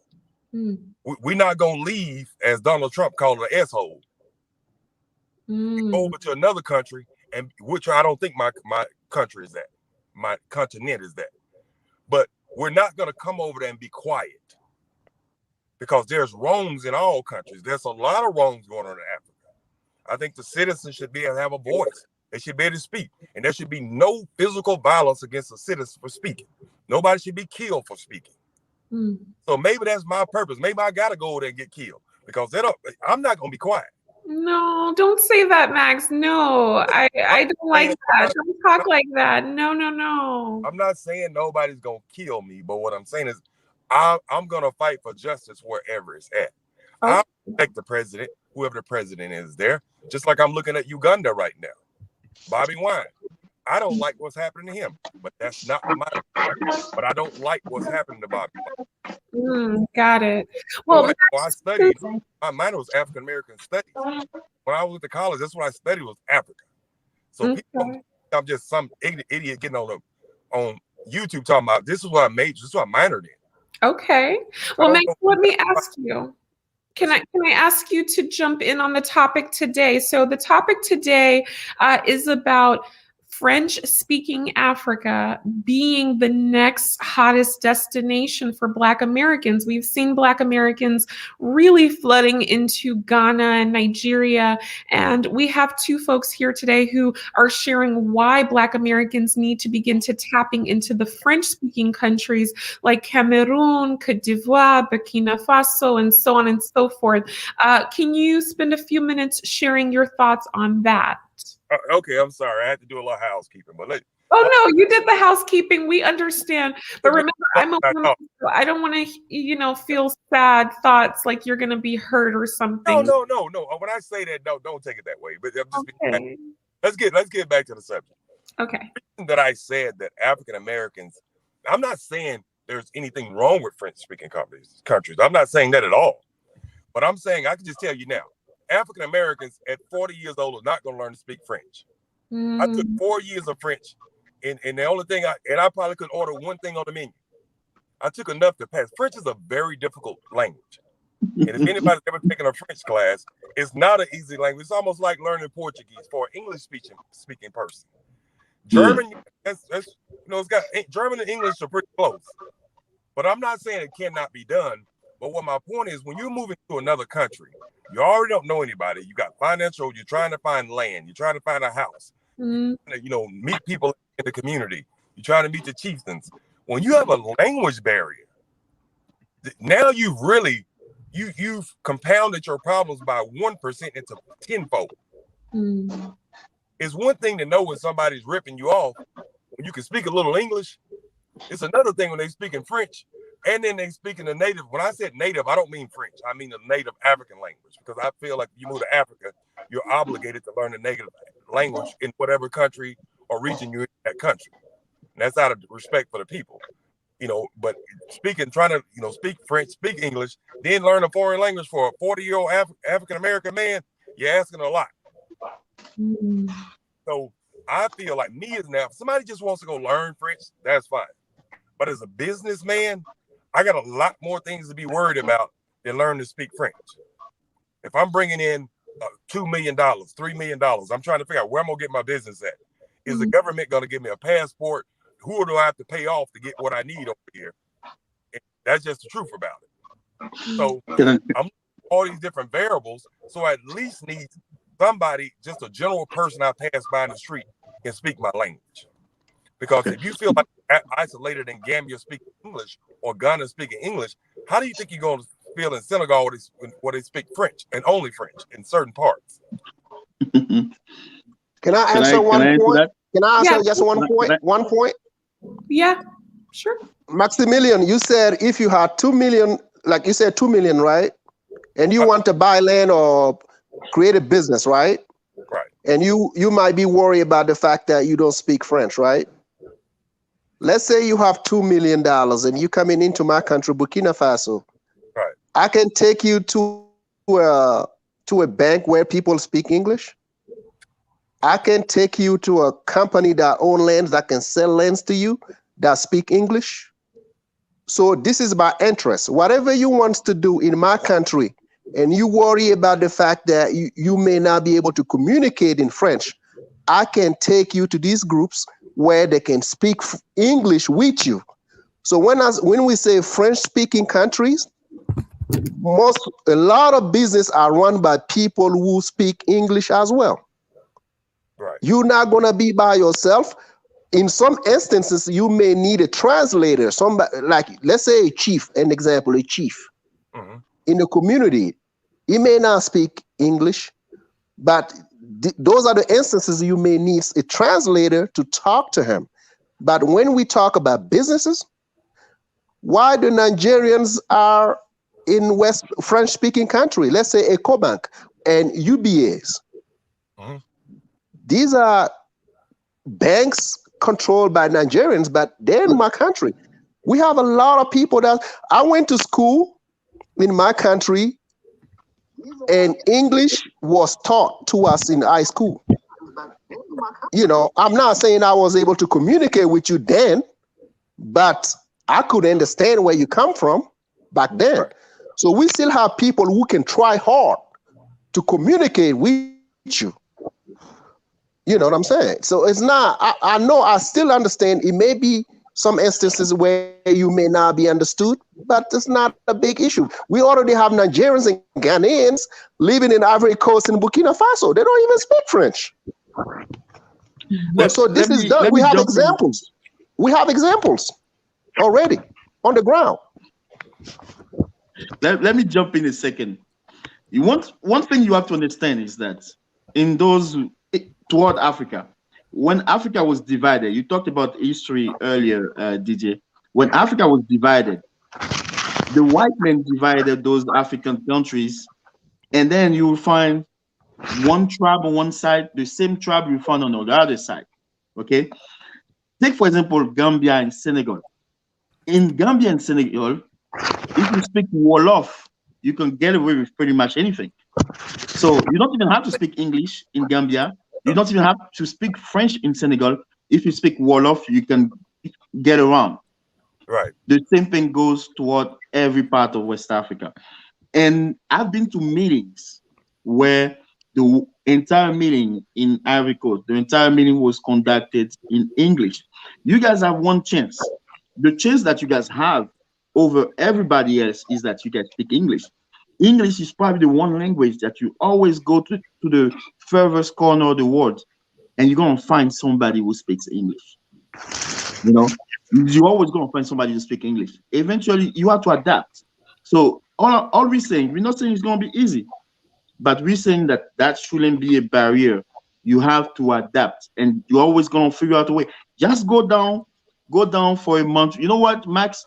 I've got studio apartments over there. I'll let you stay there for a month for free if you want. Just go there, hang around, and then just hang around. You're gonna see that after a little while, you're gonna get used to. You're gonna figure out a way to get around and things like that. And then you're gonna find that one person or two people who actually speak English. And then, if you go to the English is such an easy language to understand that people might not be fluent. The accent, you're gonna have a hard time understanding what they're saying, but you're gonna be able to catch a few words, and they're gonna be able to catch a few words. But you have to speak slow now. You can't come down there without southern accent. Okay. DJ, can I respond, DJ? Of course, go ahead and jump in. Yeah, I do have a southern accent. I live in Atlanta for 20 years. I'm from Mississippi.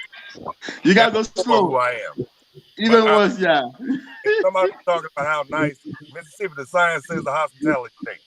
But to make it short, I'm talking about the average African American that moves home. Yeah. I'm saying that, sure, I know what you mean. You gotta take some chances. But when people are moving, their life savings are going with them. So they move, they left their country, they're gonna build them a house, and this is where they're gonna stay at. I still feel like the average person moving to Africa is not 20 years old. You're talking about people in their late 30s to mid 50s, 60s, 70s. It's going up. They need to be somewhere where they're going to be comfortable for the rest of their life. Now, I can visit somewhere else, but you need to be where you're going to stay basically in a French country when you retire. When you retire, you're going to go back to where you're from. Most people do. And as Africans, we don't have any African country to go back to. But what we do have is the English-speaking country to go back to. I didn't say which one. I didn't say you had to learn French. But what I'm saying is, I would say safely, because I'm an African-American and DJ is, and you live in America, and you know like I know, it's safer for some people to be in a position where they can be comfortable. This is their life savings. If I'm going to invest my money, I'm going to build a house here. They shouldn't have any barriers, and language can be a big, big barrier. I'm not saying there's anything wrong with French-speaking countries. That's not what I'm saying. What I'm saying is I want what's safe for African Americans. When we leave here, we still African Americans, we still family. I want to worry about if something happens to one African American that's happening to me, and we kind of group up. Let's come somewhere where we can get together and build with the Africans, but we still need to keep our little village too, though. Because, African Americans have our own culture too. That's true. Yep. You know, Yeah, absolutely. Let me bring Chima into the discussion. Hi, Chima. Hello, DJ. How you doing today? You all right? I'm doing well, and yourself? Yeah, I'm good, man. You looking good as always. Thank you. Well, Chima was called to the carpet. James, I believe that you requested that Chima show up to say what he had to say. So, Chima, go ahead. hey DJ, before they start, can I get out of this one? Because I don't want nothing to do with that one. Okay. Yes, Max, definitely. Wait, Chima, let's How you Max. doing, Max? You good? And Max, wait 1 second, Chima. Max, go ahead and share what you want to say before you go. But I do want you to hit my email so that I can have you for a one-on-one discussion because I actually wanted to interview you. So can you please reach out to the email of the channel? And I will now fly you down to Atlanta. Well, okay, hold on that. But let's start with the interview. Okay? Let's start with the interview. At your house, I'm not going to get the COVID. So okay. I'll put you up at the Hilton. I'm not trying to hit on you. I got enough problems. I wasn't saying that. Max. I know. We're in the middle of a pandemic. That's what I meant. But I do want to have you for a one-on-one interview is what I mean. So I'm going to drop the email, but please reach out to me via the email. I was trying to get in touch with you. So please go ahead. I was being funny, DJ. I think the guys know, but I didn't mean Okay. Guys, I love y'all. I love the spirit about the French people. The whole crowd. DJ, I love y'all. I just don't want to get it. I know this is going to be World War III because I saw what the dude said, and they ain't feeling it. Max, we welcome you. We welcome you on the panels because I really appreciate what you. I was able to listen to you on a few conversations. That's why I was trying to have you on the panel because I respect your opinion. I really do. That's why we wanted to have you. Yeah, same here. I wanted you here too, Max. Hey, DJ, like I'm 25% Indian. That sound like war talk when they were talking to each other. They kept calling him on, and he finally came on. I'm getting out of the way. You, no matter what continent you from, when three black men talk the way they talk, it could go down. Okay. Well, did you want to say anything before you go?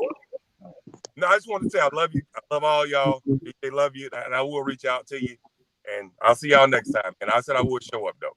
Okay, and right. I wanted to give you a special shout out. So I was going to save it for the end, but you have been one of the most prolific supporters of the channel.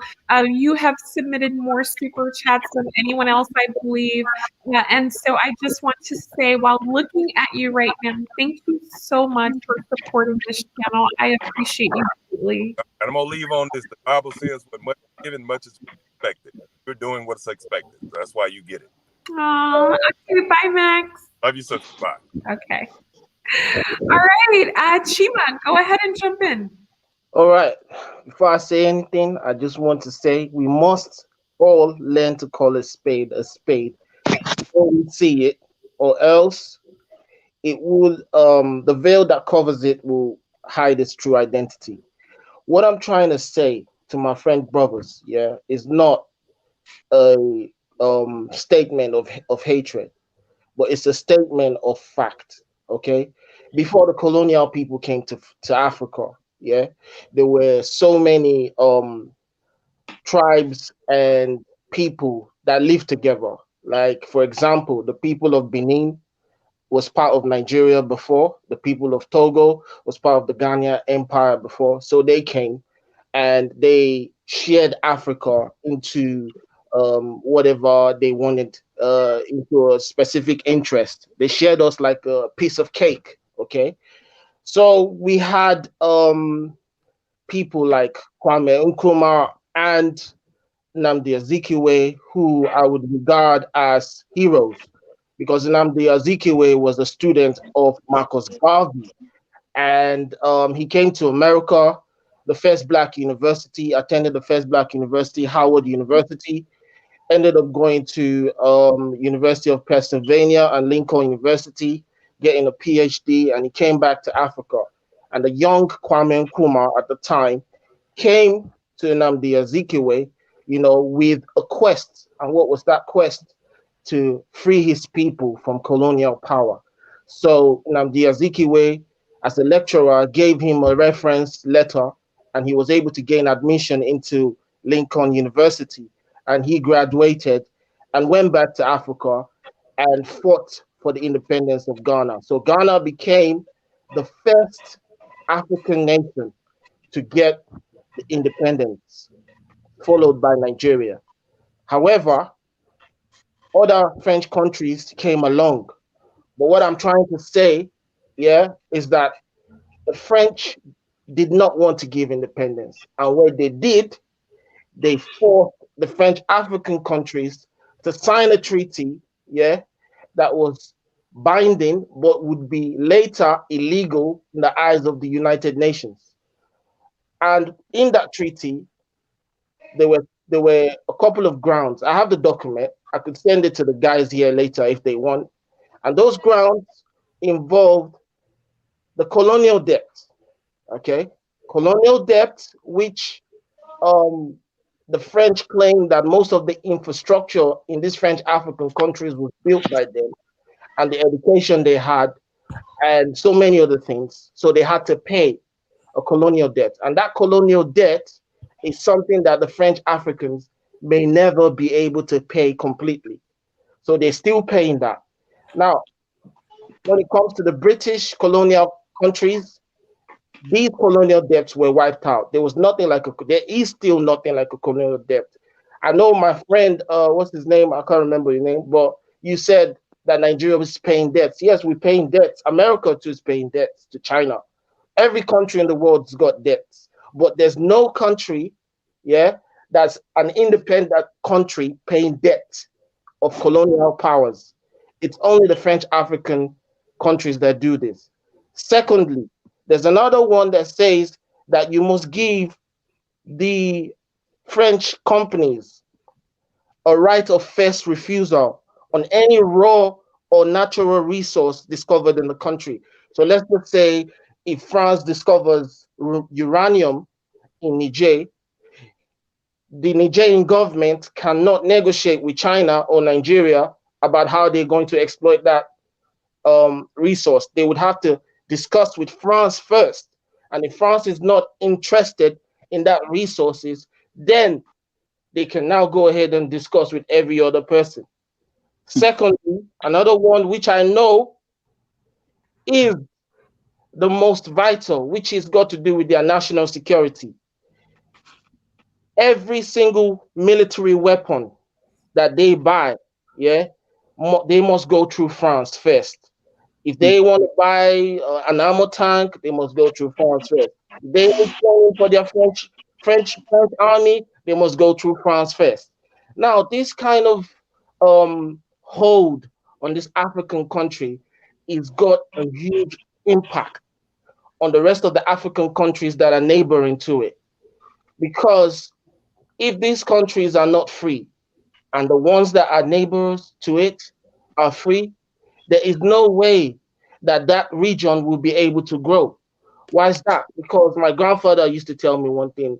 He said to me, my son, if you are rich in your compound and the neighbors around you are enslaved, one way or the other, they'll jump the fence, come inside your house, and steal all what you have. You understand? And I reflect that notion in West Africa today, because we've been negotiating since 2011 for the ECHO, but it's not been possible. The French have been getting involved. They've been on our neck. They don't want the French Africans to be independent when it comes to their currency.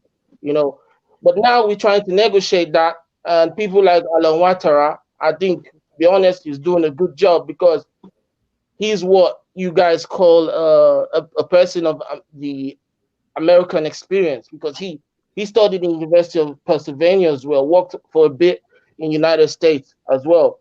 And I think he's the reason why the French stopped taking 50% of their revenues, because before 2019, the French African countries would have to pay 50% of their economic resource inside the French reserve, which is absolutely ridiculous. I've never heard anything like that before in my life. Okay, So Chima, Chima, let's all right. Let me to just jump in. say this before I go. Well, No, you need to stay. You need to stay yeah, because Chima, one second, Will. Chima, you can't just come on, make a statement, and then go. You have to give the people an opportunity to respond to you out of respect and All fairness. right, okay, no problem. I'm busy. All right, no Okay, problem. can I chime in for a second? Just 1 second? Yes, because James is the one who requested you to the panel, Chima. All right, Okay. no problem. Go ahead. Everything that is said from the beginning to now, this is not what I don't deny that, right? But, hey, Chima, where are you from exactly? Listen, I'm from Nigeria. We're everywhere in the world, man. You could even find us in Bangladesh, man. Okay, I got you. Chima, since the French speaking, can I ask the question? We're business people. That's what we do. Okay, go ahead. I'm listening to you. Okay, since the French-speaking country are holding the ECO, right? Why you and Ghana, we never got along and created a currency? Since nobody's is refraining you from doing so. Sorry, can you repeat what you just said? I didn't hear you. Since the French-speaking country are holding the creation of the ECO, why Ghana and Nigeria and other countries that you may list for us to know, why they never got together and created their own money, their own currency? Well, like I said to you before, there's something my grandfather used to tell me. If you're rich, yeah, and your neighbors next to you are poor, yeah, one way or the other, they're going to jump through the fence and come into your house and steal from you. So if you're saying that Ghana, Gambia, Sierra Leone, Liberia, and Guinea-Conakry, who did not sign that French treaty, could not secure an ECO, and they should be blamed for it. I think you're not considering the fact that I am not blaming those countries. I am asking, where is the effort? Where is the effort? Because if somebody's holding you, right? Can I answer? I'm going to come to that later. If somebody's holding you, and Nigeria is ready, Ghana is ready. An example, I'm giving you those two examples. And other country that seems to be readier than the French-speaking countries, why they did not create their own currency by now? I'm just trying to answer your question. Like I said, yeah, these countries are in an intergovernmental organization together called Ecowas. So if you say Nigeria should just pick a couple of countries and decide to make an ECO, there is no way there's going to be economic integration. Economic integration is all about forming an intergovernmental organization. For example, I'll give you an example. The European Union, they have 26 countries. Yeah, almost every country in Europe, yeah, use the euro, except for UK, and UK is not even part of the European Union anymore. So if you're telling me that an ECOWAS country should pick 5 countries like Sierra Leone, Liberia, and Gambia, and Nigeria, and Ghana, and form their own currency without including the member states of ECOWAS, come on, bro, that is not practicable. That is impossible. You already got your own currency, so you are a standalone individual. You already have your own currency. Ghana has their own currency. Nigeria had their own currency. That doesn't have anything to do with the French-speaking parts. We don't have anything to do with your currency. So you telling me by now? Listen, we are trying. And let me ask you a question. We are trying from 1980, from 1983. Let me finish. I'll let you. From 1983 to 1987, who was the president of Nigeria? Pardon? From 1983 to 1987, who was the president of Nigeria? You're asking me an obvious question. It was the president. When Sankara, when we had the meeting in Ethiopia, in Addis Ababa, when Sankara stood there and told all the president, let's get along and fight the French. Did your president go along with it? He was asleep the last time I remember. He was asleep. Okay, listen. The last meeting, he told all the countries, let's get along and create our own currency and kick the French out. You guys let them rot. You guys let them get killed. You did nothing. You didn't come to save nobody. So don't lecture us that we don't want this currency. Please don't. Listen, let me tell you something, yeah? Part of the French treaty with the French African country is that they have the power to come and invade any French African country that is going against their own interests. I'll give you an example. When Congo, was in power and had an argument with the French concerning the exportation of cocoa and the economic bullying that was done by the French, what happened? They invaded France, and today Gbagbo is in The Hague. There's no crime he committed, nothing. No, they don't have any valid allegation on Gbagbo's head. Now, what I'm trying to say to you is, if you want to be part of ECOWAS, you need to be part of ECOWAS in full, and you need to stop romancing with the French, because every country is a sovereign state. They have their sovereign state. Whatever they want to do. If you want to romance with the French, we can't stop you. You keep doing that. We can't stop you. If you want to be fully part of ECOWAS, then you have to carry out extra measures. We know that you're serious. But as far as I'm concerned, the French African countries are not ready. You're not ready. Because if you're ready, you will make sure that most of the treaties that were signed and given to you as a consequence of your independence, you would renegotiate that. You would take that to the United Nations. You would come and bring it forward to the bench of Nigeria to negotiate, because we ourselves as Nigerians, we have our own problem. We're trying to change a couple of other things. We're not absolutely perfect. For example, let me ask you a question. When my brother from Ivory Coast, he came here. You want to talk like you? Let us talk too. Okay, let me finish. When I finish, you can talk.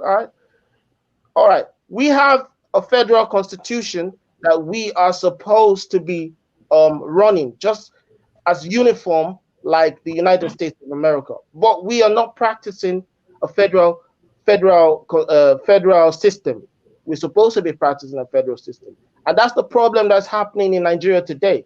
That's why there's a lot of problems, because we don't have a federal system. That is what Nnamdi Azikiwe negotiated. We don't have that. We have a unitary system of government. Nigeria is supposed to be the only country in Africa with a federal system, but we don't practice that because of the military regimes that was there.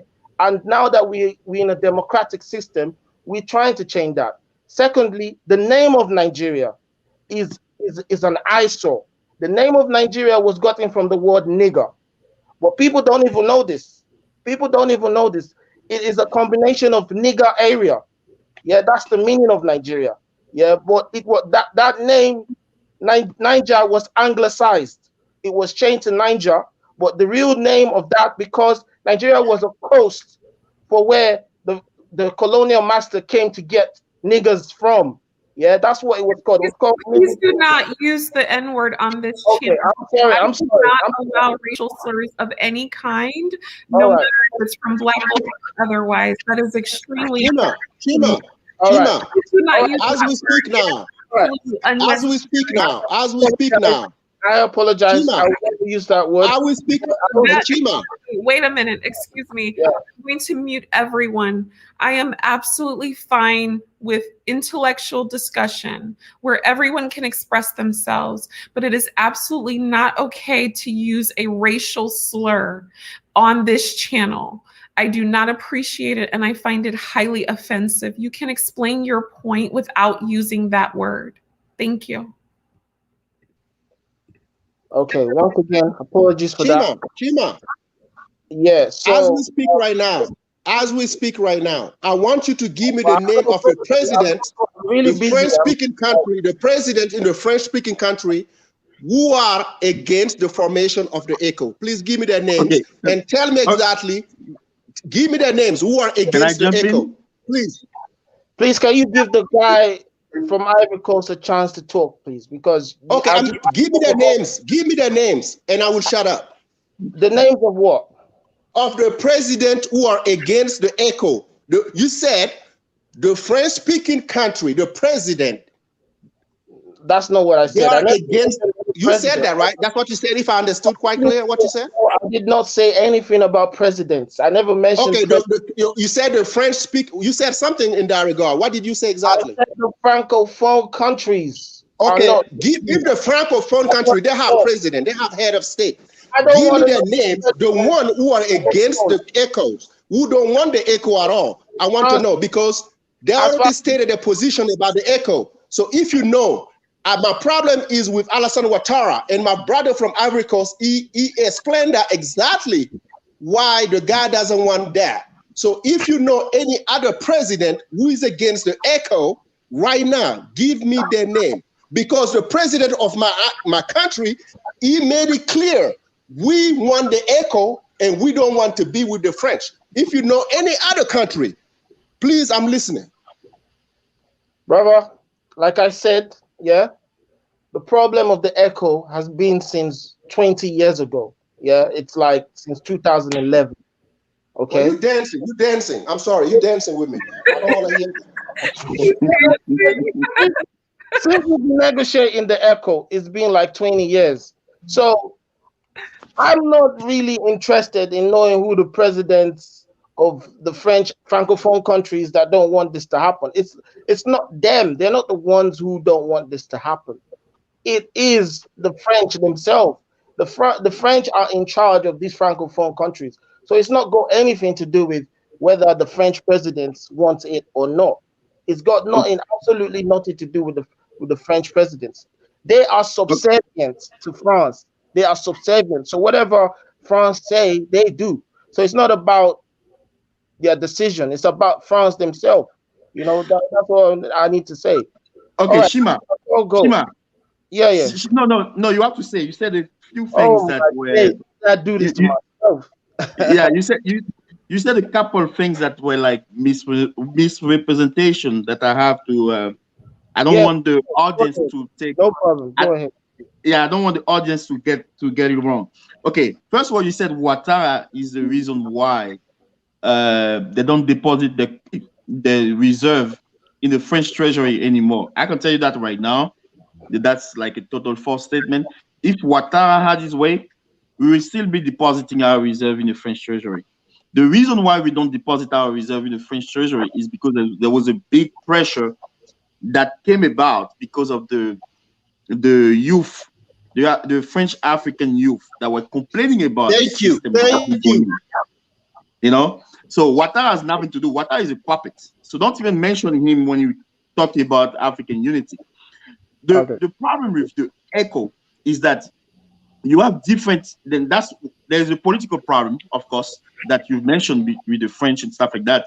But there's also what we call a technical issue. The technical issue is also that Nigeria is on one side, all the countries are on different sides, and the French-speaking country, because in order to have a single currency, you can't just have a single currency. There are some things that you have to do. You have to control your inflation.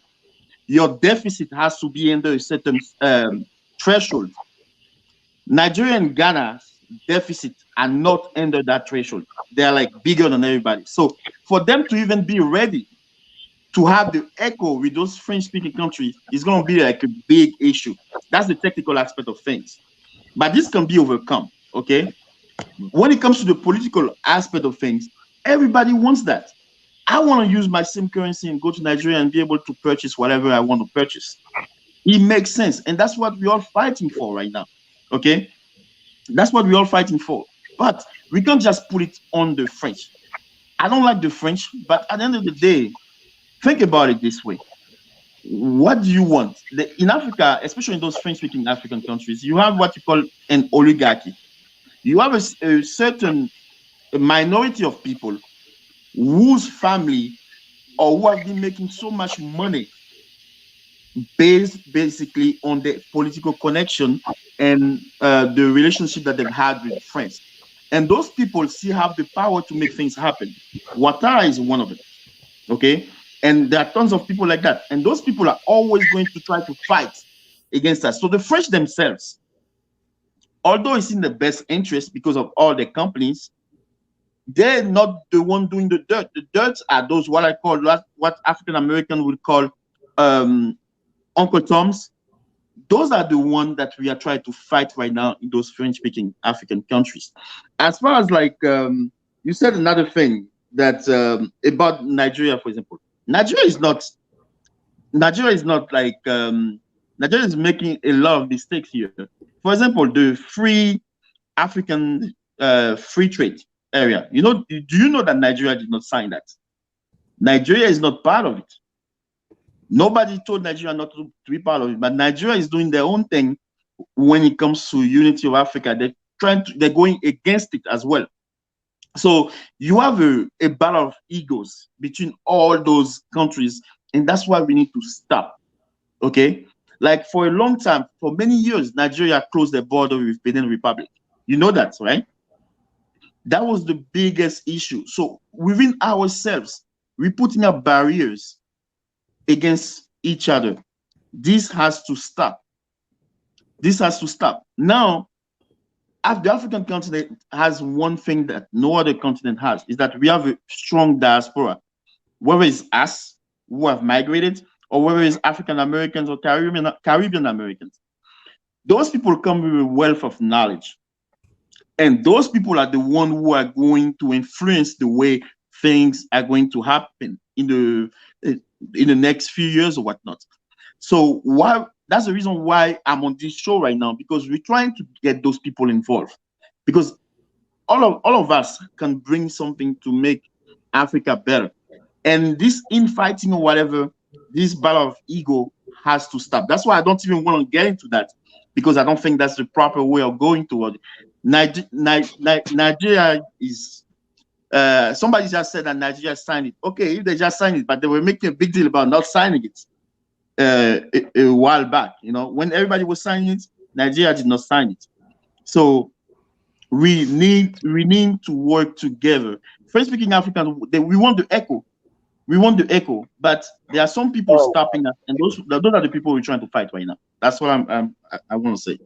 Okay, Chima, I just muted you while he was speaking because there was a lot of background noise, so it's tough to hear him.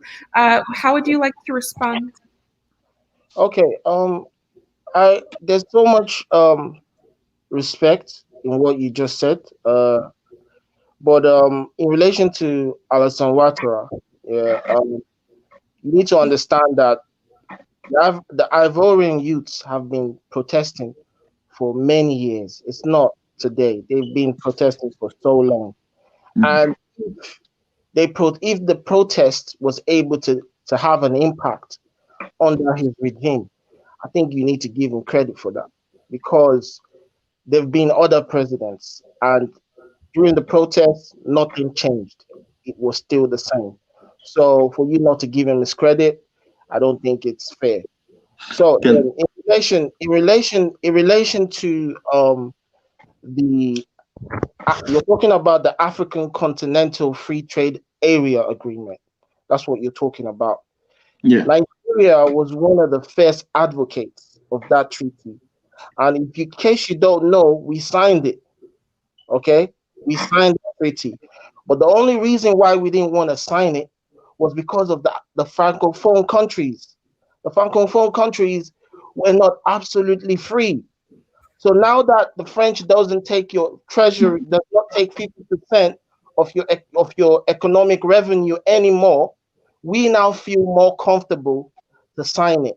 Okay, so it was a situation of, do we sign a treaty that would actually jeopardize our economy and that would actually just, not make us absolutely independent, being tied down to what these French African countries are going through?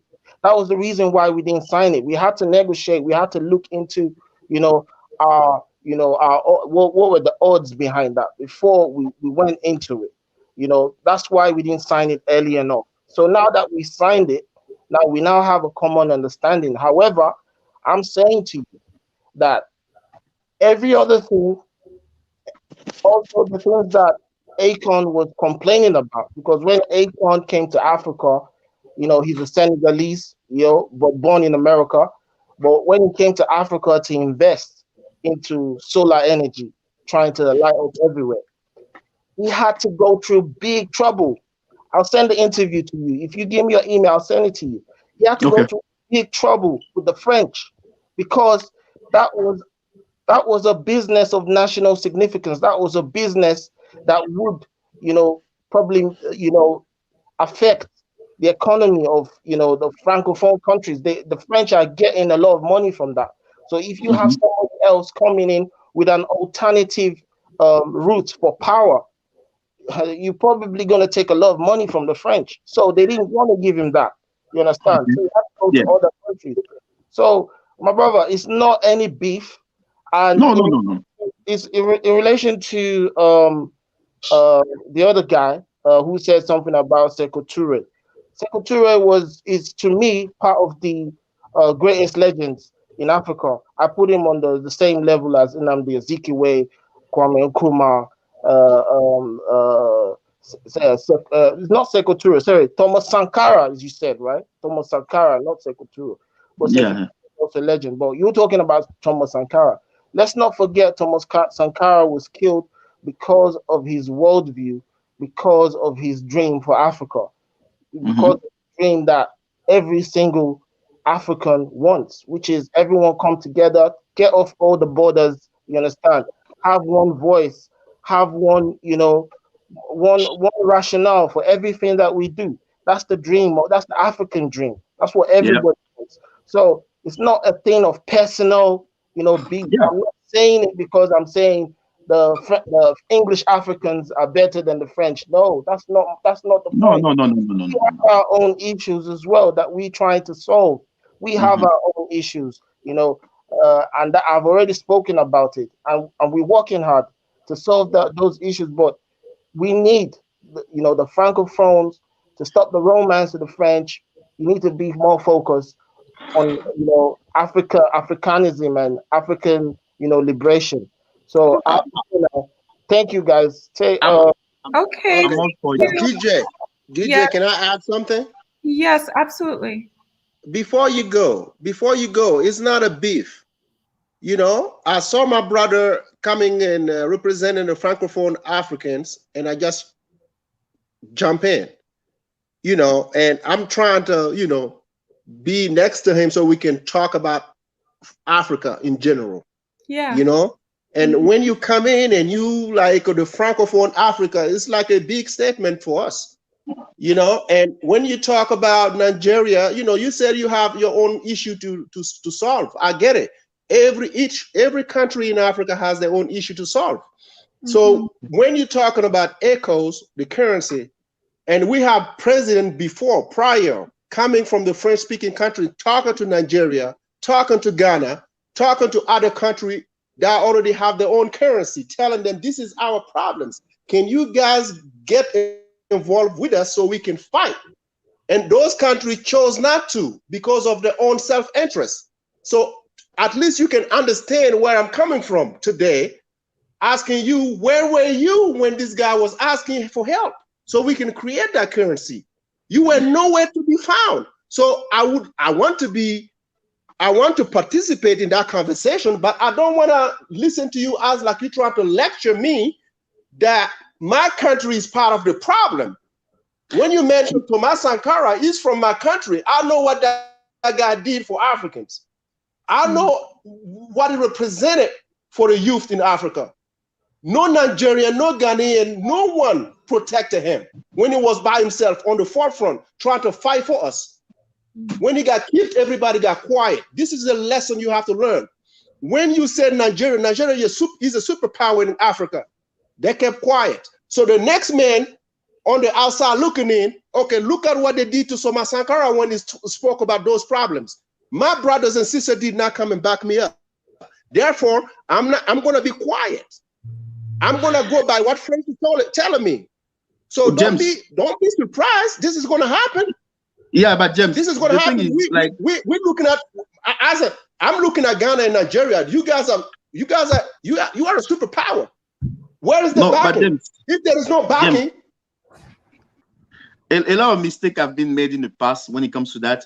We shouldn't even be. We should go forward. One thing that he said, like in my personal experience, okay, I started a business making biogas in Africa, okay, because I have an engineering background. So when I started my business in the Ivory Coast, for example, and which brings me to what Kima was saying. One day we got called up by the French company called GDF, which is Gaz de France. So they have a local subsidiary in the Ivory Coast. So they were like, no, we would like to talk to you because you guys are involved into gas and stuff like that. So we went for the meeting and they were like, okay, what about if we're trying to partner up or if we're trying to invest in you guys? And guess what? I told them, no, I just want to do my own thing. And guess what? I wasn't in jail. I'm still here doing my own thing, you know? So basically what's happening is that this has been happening all over the business world, is that major people with major money trying to influence things, okay? So that's the reason why I'm like, African Americans or diaspora in general, which is us and them, should come together and then we represent a power. We can invest in all those countries, try to change the trend. What has changed about the treasury that he was talking about, why he's giving credit to Ouattara, for example, is that basically the youth in Africa, they've been protesting, not just in Africa, but in France itself. They've been putting the blame on the French, attacking the French for that. So the French started feeling the pressure, and the French were like, okay, you know what? We're not going to hold that money anymore. And that's what has made the difference, is the youth, the new generation. We don't want to take things for what it used to be. We want things to change. And that's what we're trying to do here, you know. But you're going to see those countries, they're always going to try to have some type of influence. America does that all the time. But we shouldn't let that stop us. Step by step, by investing in this, by investing in that, we all gonna change things one way or another. The fact that I even go in the Ivory Coast, we accept a different state of mind and talk to people and say, hey, things don't have to be this particular way. It could be this other way. And then people are like, whoa. And then that's how you influence things, you know? So you are absolutely right. You are absolutely right.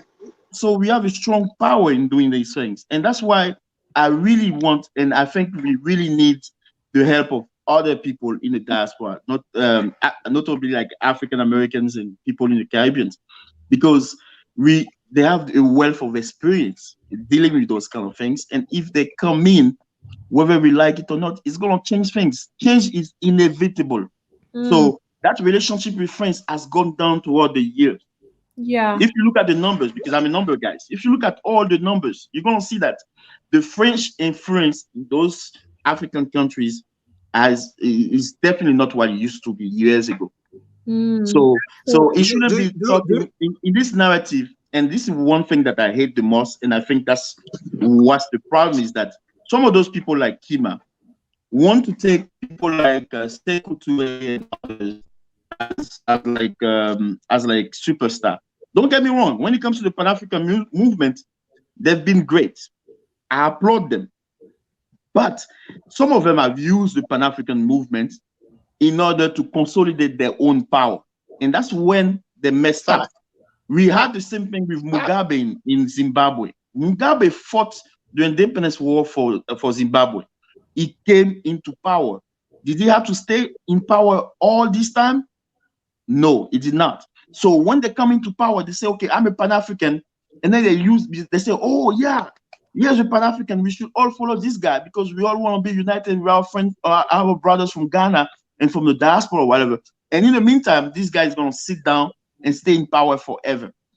So that's the issue that we've had with, I don't call them Pan-Africanists, I call them demagogue, those kind of leaders, you know. As much as I don't like people like Ouattara who are selling us out to the French, I don't like people like Sekou Touré who use our desire to be united with our brothers from the from the other side and use that for their own gain. So we need to have a new different type of leader in Africa. The one that doesn't look at basically Africa as like, okay, I can sit down and still stay in power. All I have to do is be like, okay, I want to have African unity or whatever.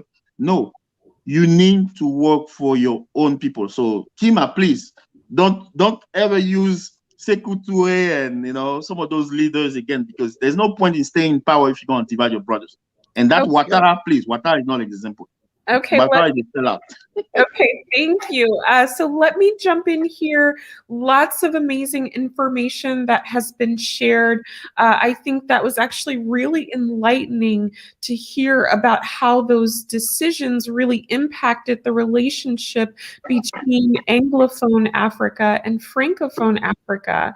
And it also helps for Black Americans to understand what we may be walking into, because we do speak English. And so we are coming from a position of being held in the West. And so, of course, many of our ideas, our mannerisms, the way that we're approaching things are going to reflect that Western upbringing. And so that's super helpful. I want to move us to the last portion of the discussion that we started on, which was about the Kru people before some of our guests joined us. And I really wanted us to finish out with this. So we talked about how the Kru were a group that managed to keep themselves from being enslaved. And so one of the things that we often talk about in the slave trade is, well, why didn't Africans fight back? Why didn't Africans fight back?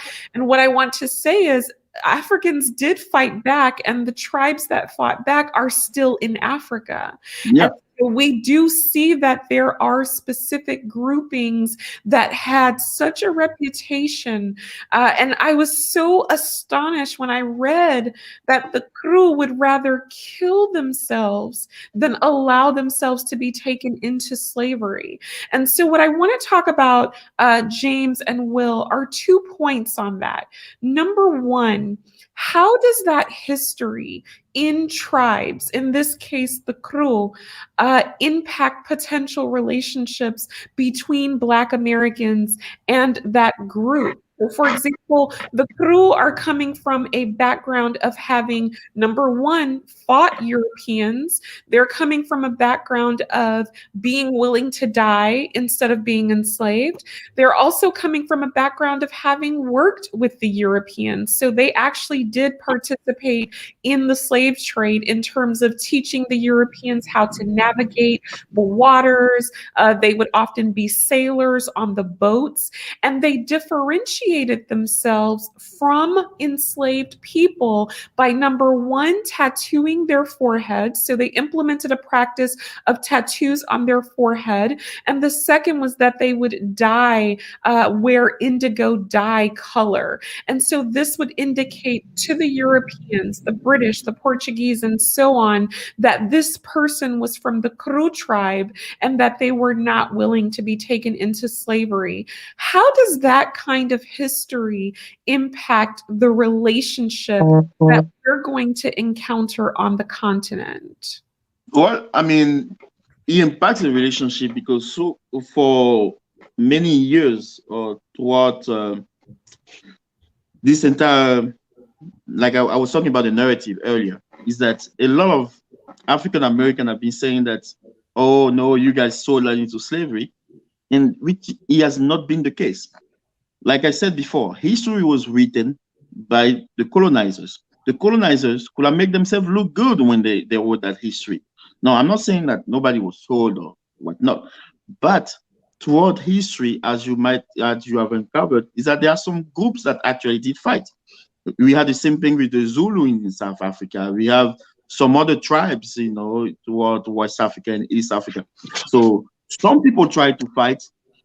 And just know, and if you even study the history of Liberia, which you will find also some part of the Kru tribe over there, is that they also been fighting against that so and so called colonization or whatnot. So when African Americans come back to the continent, just know that don't come as a colonizer, because if you come as a colonizer, some people will be able to bend over and take it, but some people will not be able to bend over and take that. So that's why we should change the whole narrative, so there's no animosity between all of us. That's the reason why I talked about that story about that slave ship that was coming off the coast, the West African coast, and those warriors boarded and they kill all of them on the ship. That story is very important because it doesn't get talked a lot about. What gets talked a lot is that people sold other people to slavery, and that's not always the case. I wasn't there, so I don't know, but I'm sure it's not always the case. It wasn't always the case, so we have to be careful about that. There are some tribes in Africa that will fight, and then some that will not fight. So so you have to be able to basically adapt to the situation when you guys come to the continent, because otherwise there's going to be a lot of trouble. And that's one of the issues we've had with Liberia. We all know what the issue was with Liberia. Yes, absolutely. Let's stop you there, Will. James, can you jump in and speak to that? So I know you're not Kru, but you understand the gist of it, that this tribe that you're looking at on the screen, and this is a tribe that had a reputation in Côte d'Ivoire, where they would either kill themselves to prevent being taken into slavery, or they would fight Europeans to the death, and so much so that they eventually became workers with the Europeans. They began to sail the ships and teach them how to navigate the waters. And in order to differentiate themselves from enslaved people, they would tattoo their foreheads. They would use indigo dye to color their face to show that they were from this type of tribe. What are your thoughts on how that kind of history can impact the relationships with folks from the diaspora? Okay, I'm gonna be all over the place about this question. Okay, and have you ever heard about somebody who killed themselves before because they were ashamed by others? Okay, Yes. that existed in our history in Africa, most precisely in Burkina Faso. Coming from my tribe, I used to hear it from my grandfathers back then.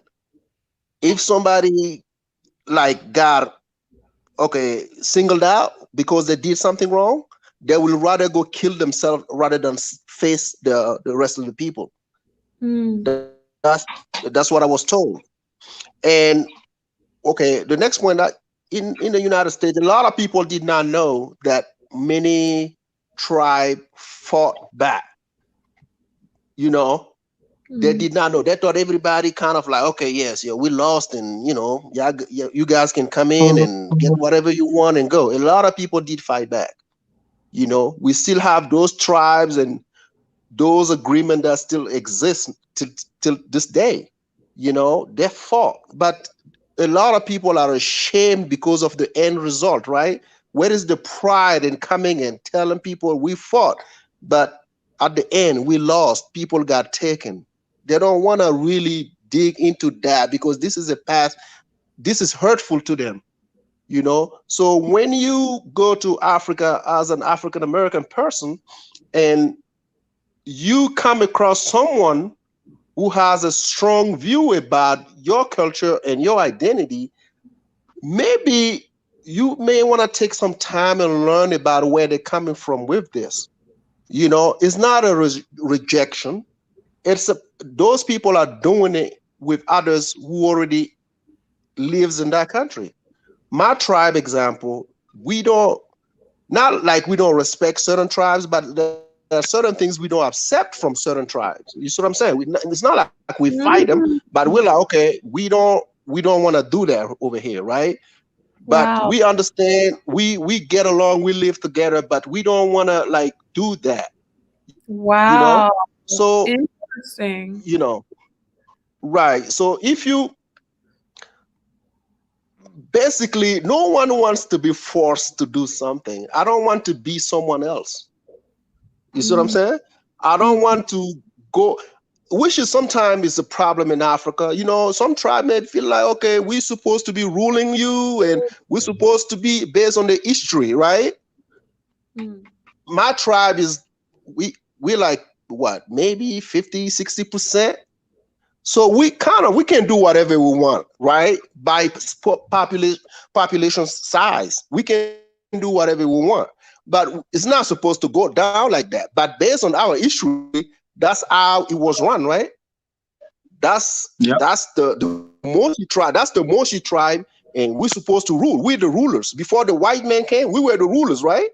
Wow. So how about the other tribe? How about the other tribe? They will be like, nah, who said you guys are supposed to rule, right? So, but today, all these tribes found a way to live peacefully together. You know, you got your side over there, I have my side over there. But I understand it's a problem. I want us to be united as Black, African, whatever we may call it, right? I want it. Yeah. I want to move towards that. But how do we move from that? How do we move from that? If you go, if as a Mosi, I go to a Jula and I tell the Jula guy, let's become one. Lose your identity, lose your language, lose your culture, and let's be one. How do we do that? Yeah, let me jump in. How do we do that? That cannot work. I think we have to respect one another's identities and cultures. Yeah. And I often wonder, like, this whole thing about unity, I feel like unity has become like this little catchphrase that Black people use. Don't say that. It's going to hurt unity. Don't mention that. It's going to hurt unity. And here's my thing.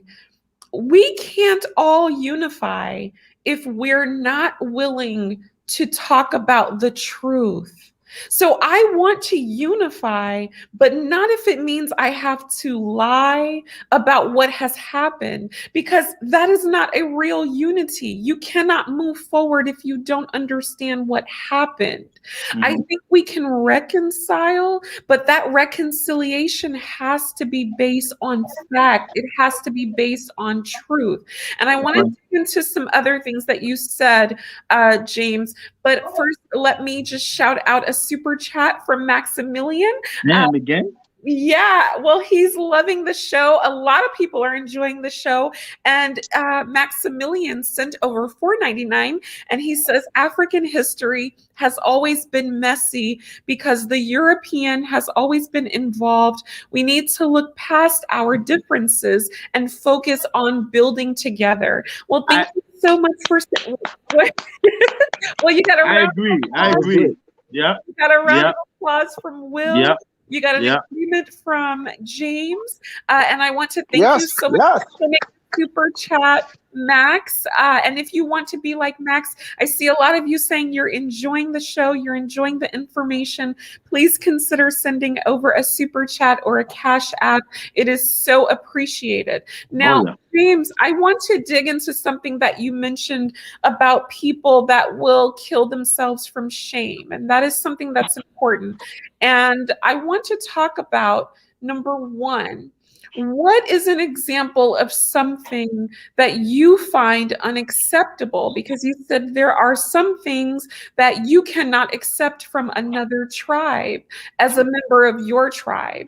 And so what is an example of something like that? Because that's what Black Americans are attempting to understand. We're attempting to get into the nitty-gritty of the culture. Okay, I'm going to give you a simple example, right? When it comes to, I give you two examples, matter of fact. Okay, I'm not going to give you the name of that tribe. One tribe, right? Okay. Coming from my tribe, I cannot date their woman. You understand? Oh. Okay.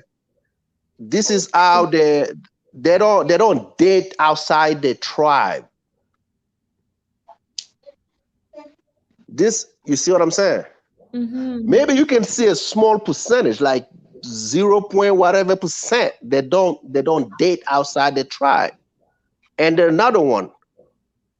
there is a religion which I'm not going to name.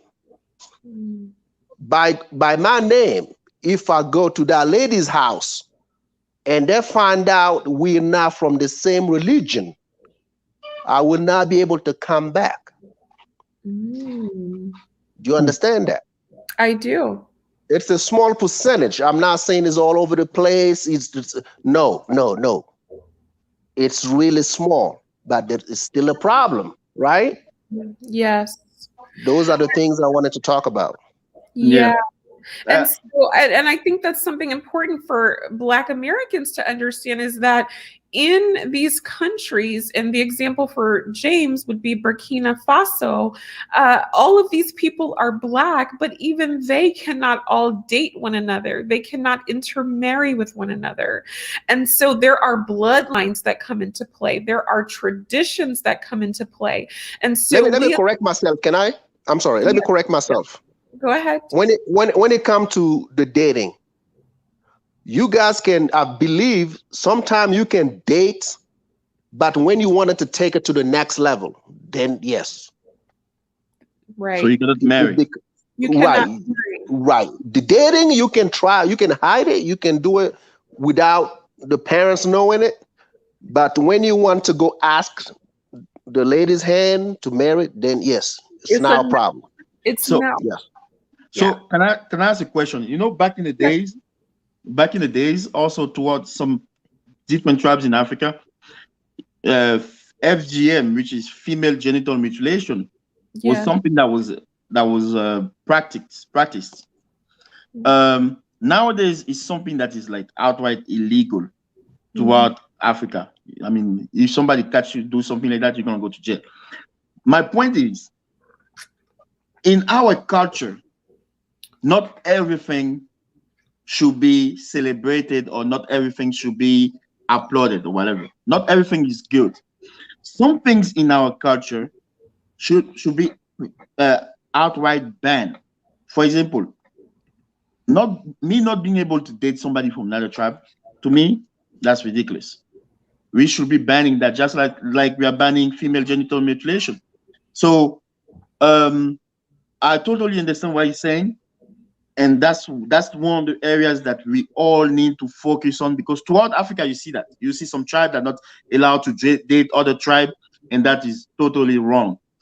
I actually think it would have been easier back then for me to marry an African American than it would have been easier for me to marry somebody from another tribe sometime. To me, that's how I look at it.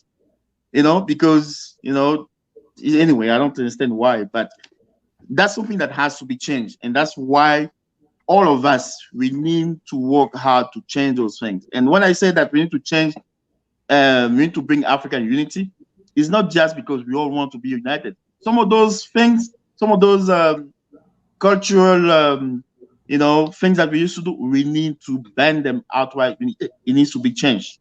I'm against that, 100%. Okay. And on that note, I'm going to share one more fact that I want to get both of your takes on, and then we'll go ahead and wrap up the show. So the Kru people, they are in Liberia. They are in Sierra Leone and Ivory Coast. But here are the population numbers. There are 251,000 Kru in Liberia, 14,000 in Côte d'Ivoire, Ivory Coast, and 6,000 in Sierra Leone. Now, when you think of these numbers, this is a pretty small tribe. Black Americans, one moment, Black Americans at the last census count are at least 40 million in the United States of America alone, not mentioning Black Americans that are abroad.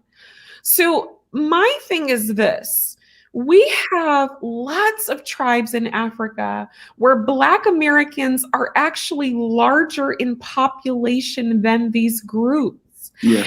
So I have seen a lot of pushback from continental Africans who don't believe that Black Americans are an individual tribe.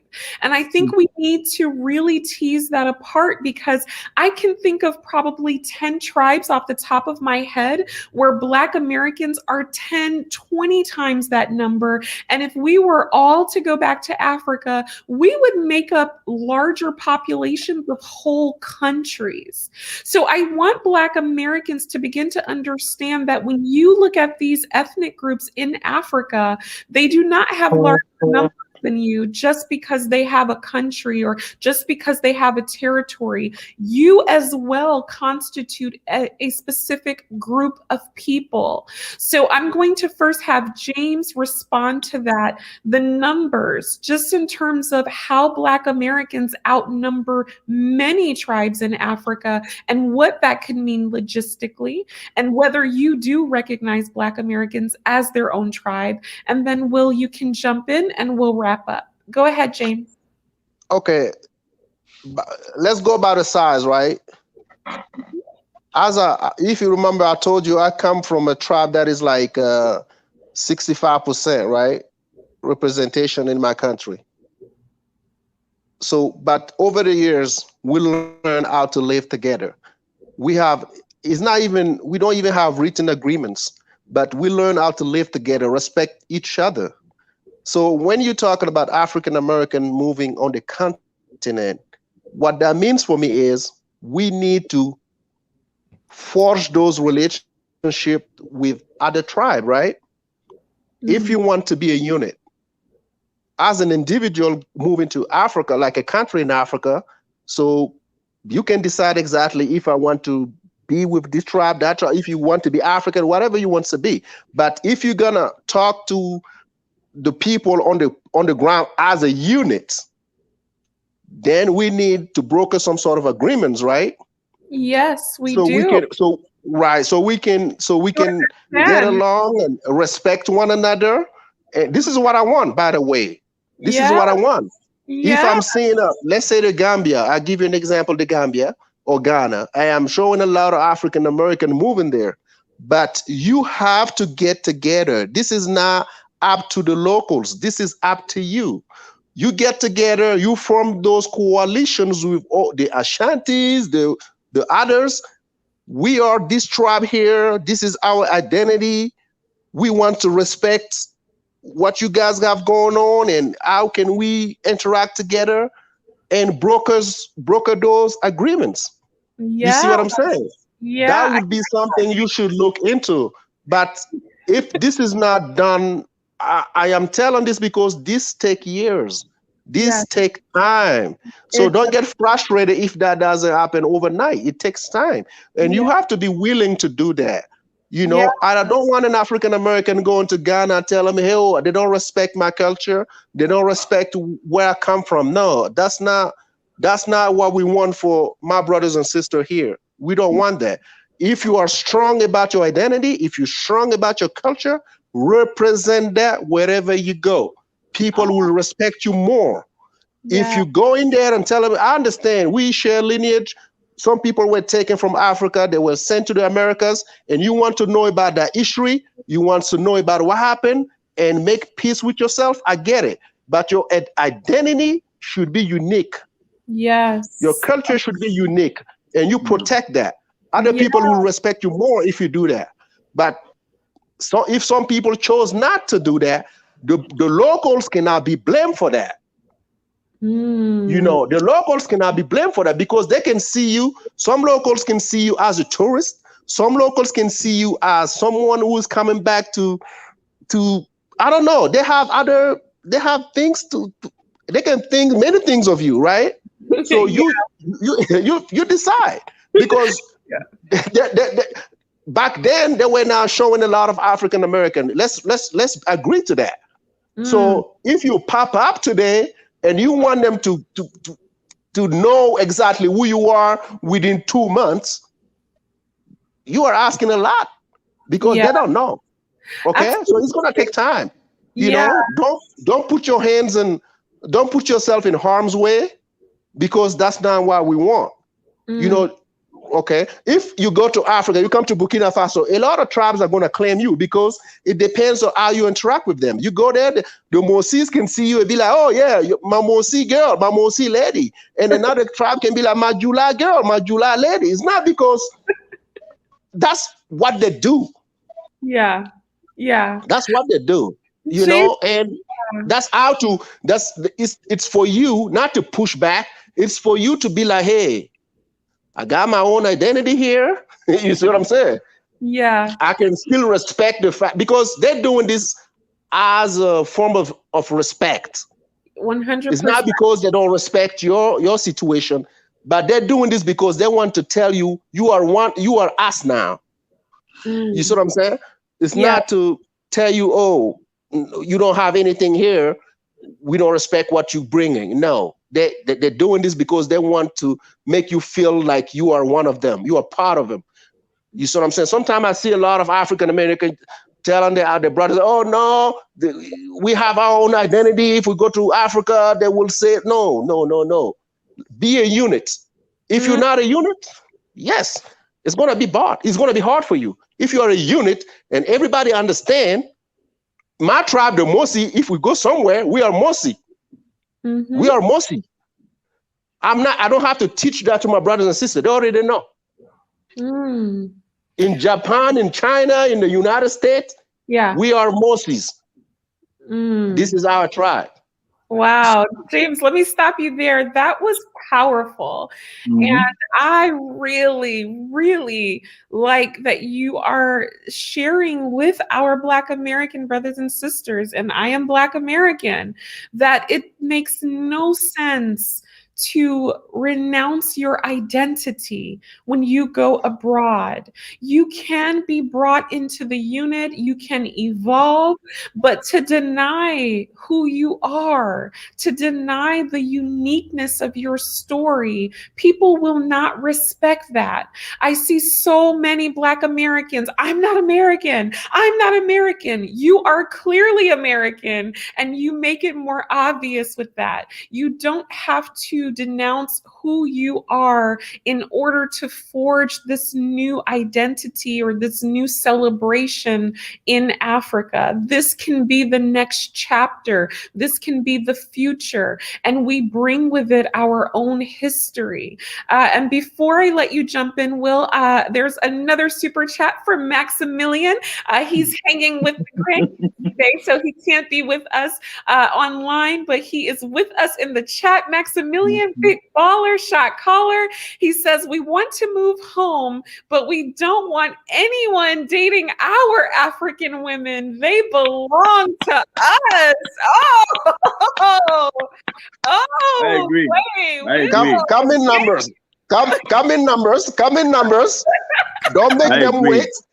Don't make them wait.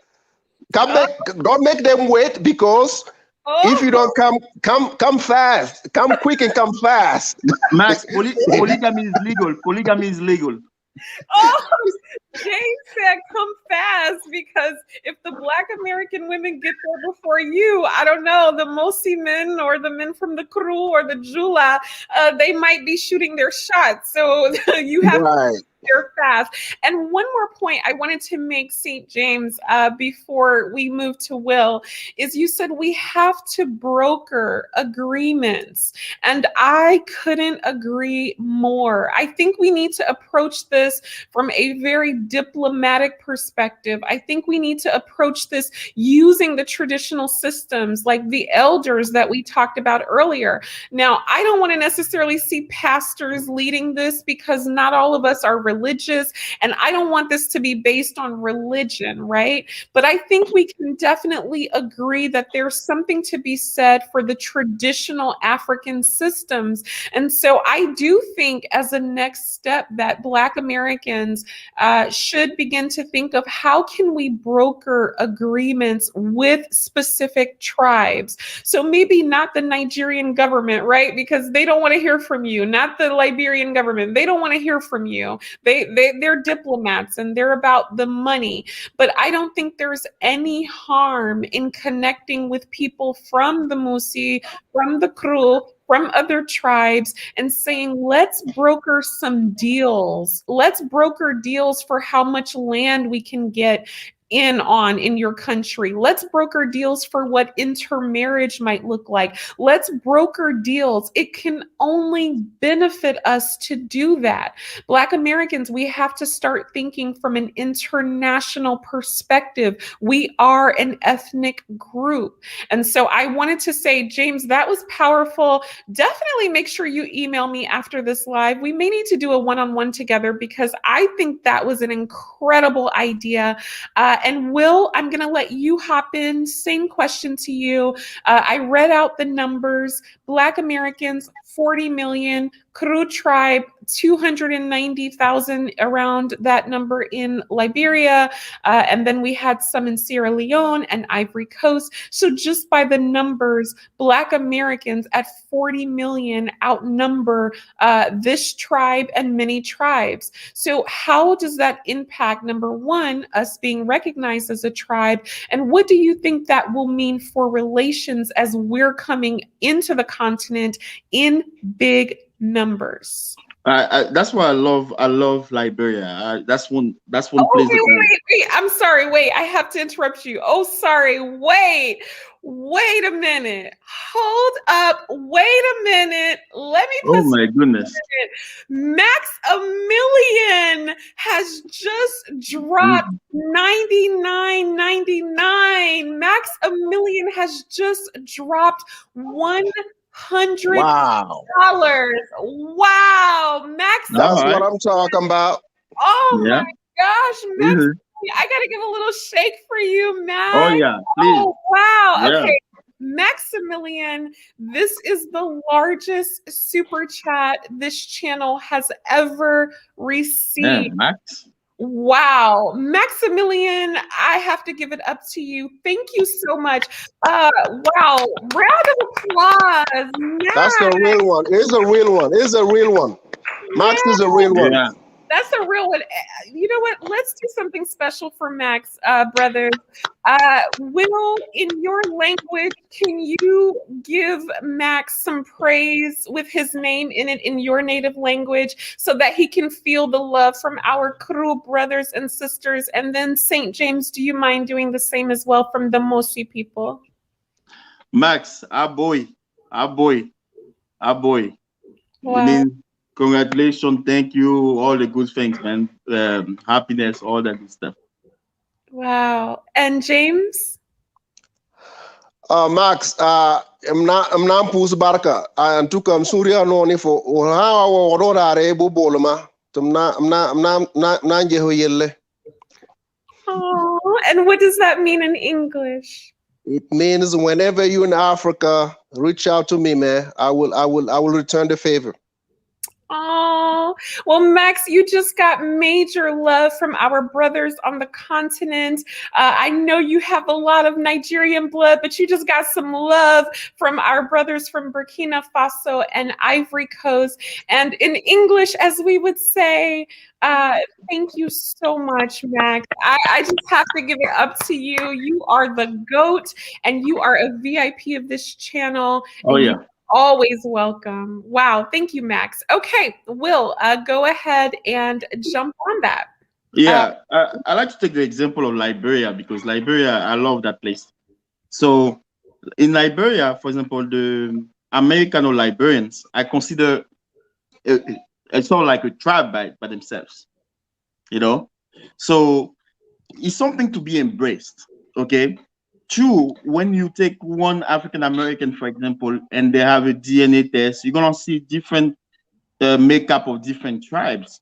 But that makeup of tribe makes you, it gives you a particular identity by itself. I don't know if I can say that. Mm-hmm. So it's something that we should all embrace. So at 40 million, that's a huge number, you know. So you guys should definitely use that as leverage. It's a great power. It's an amazing power to have, and then you guys should embrace that. At the same time, we should all learn also from the Liberian experience, so as to have all those tribes living side by side and equal, and not consider one above the other, and hopefully date, because, and then you guys should embrace also that African heritage, because if you guys embrace that African heritage, it's gonna even help you navigate some of the hurdles that we see in America.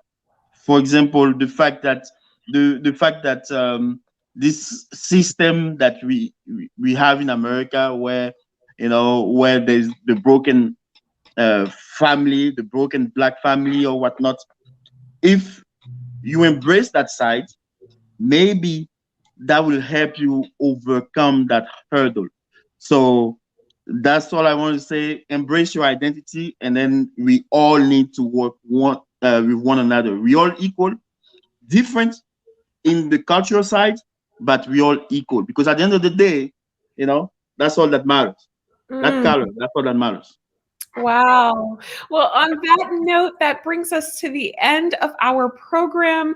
Wow. Thank you, gentlemen. Merci beaucoup for coming today and sharing all of this knowledge, for sharing all of this education.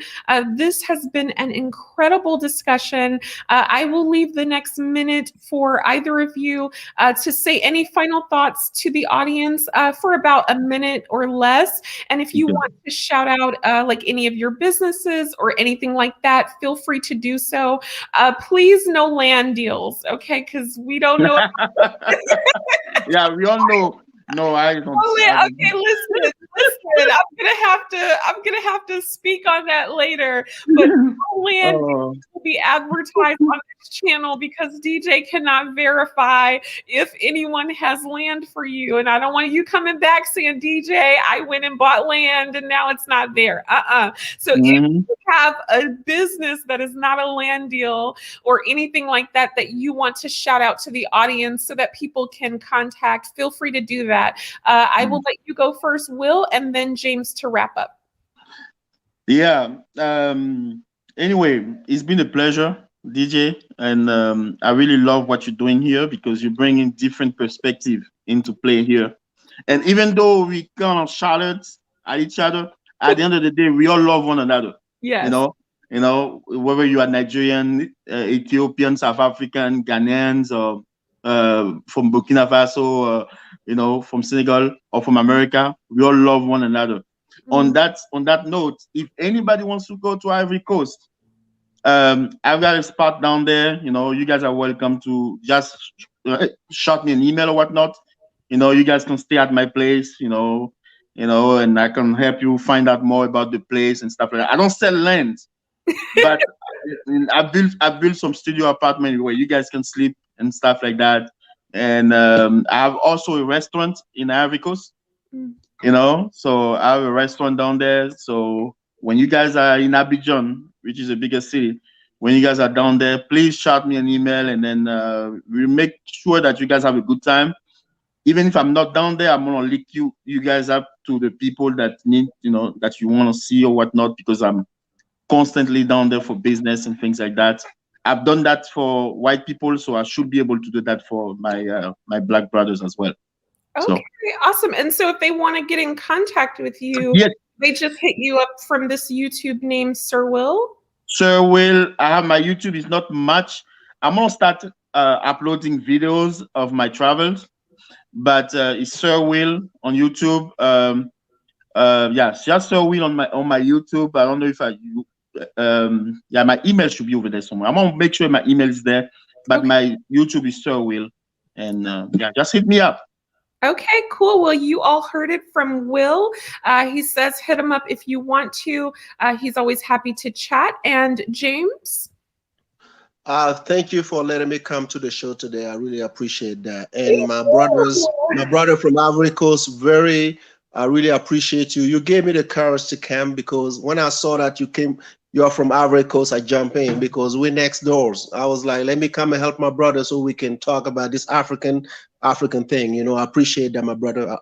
And I don't have a YouTube channel yet, and my business is specific to where I'm from, and I'm trying to expand. Maybe next time I come and speak more about that business.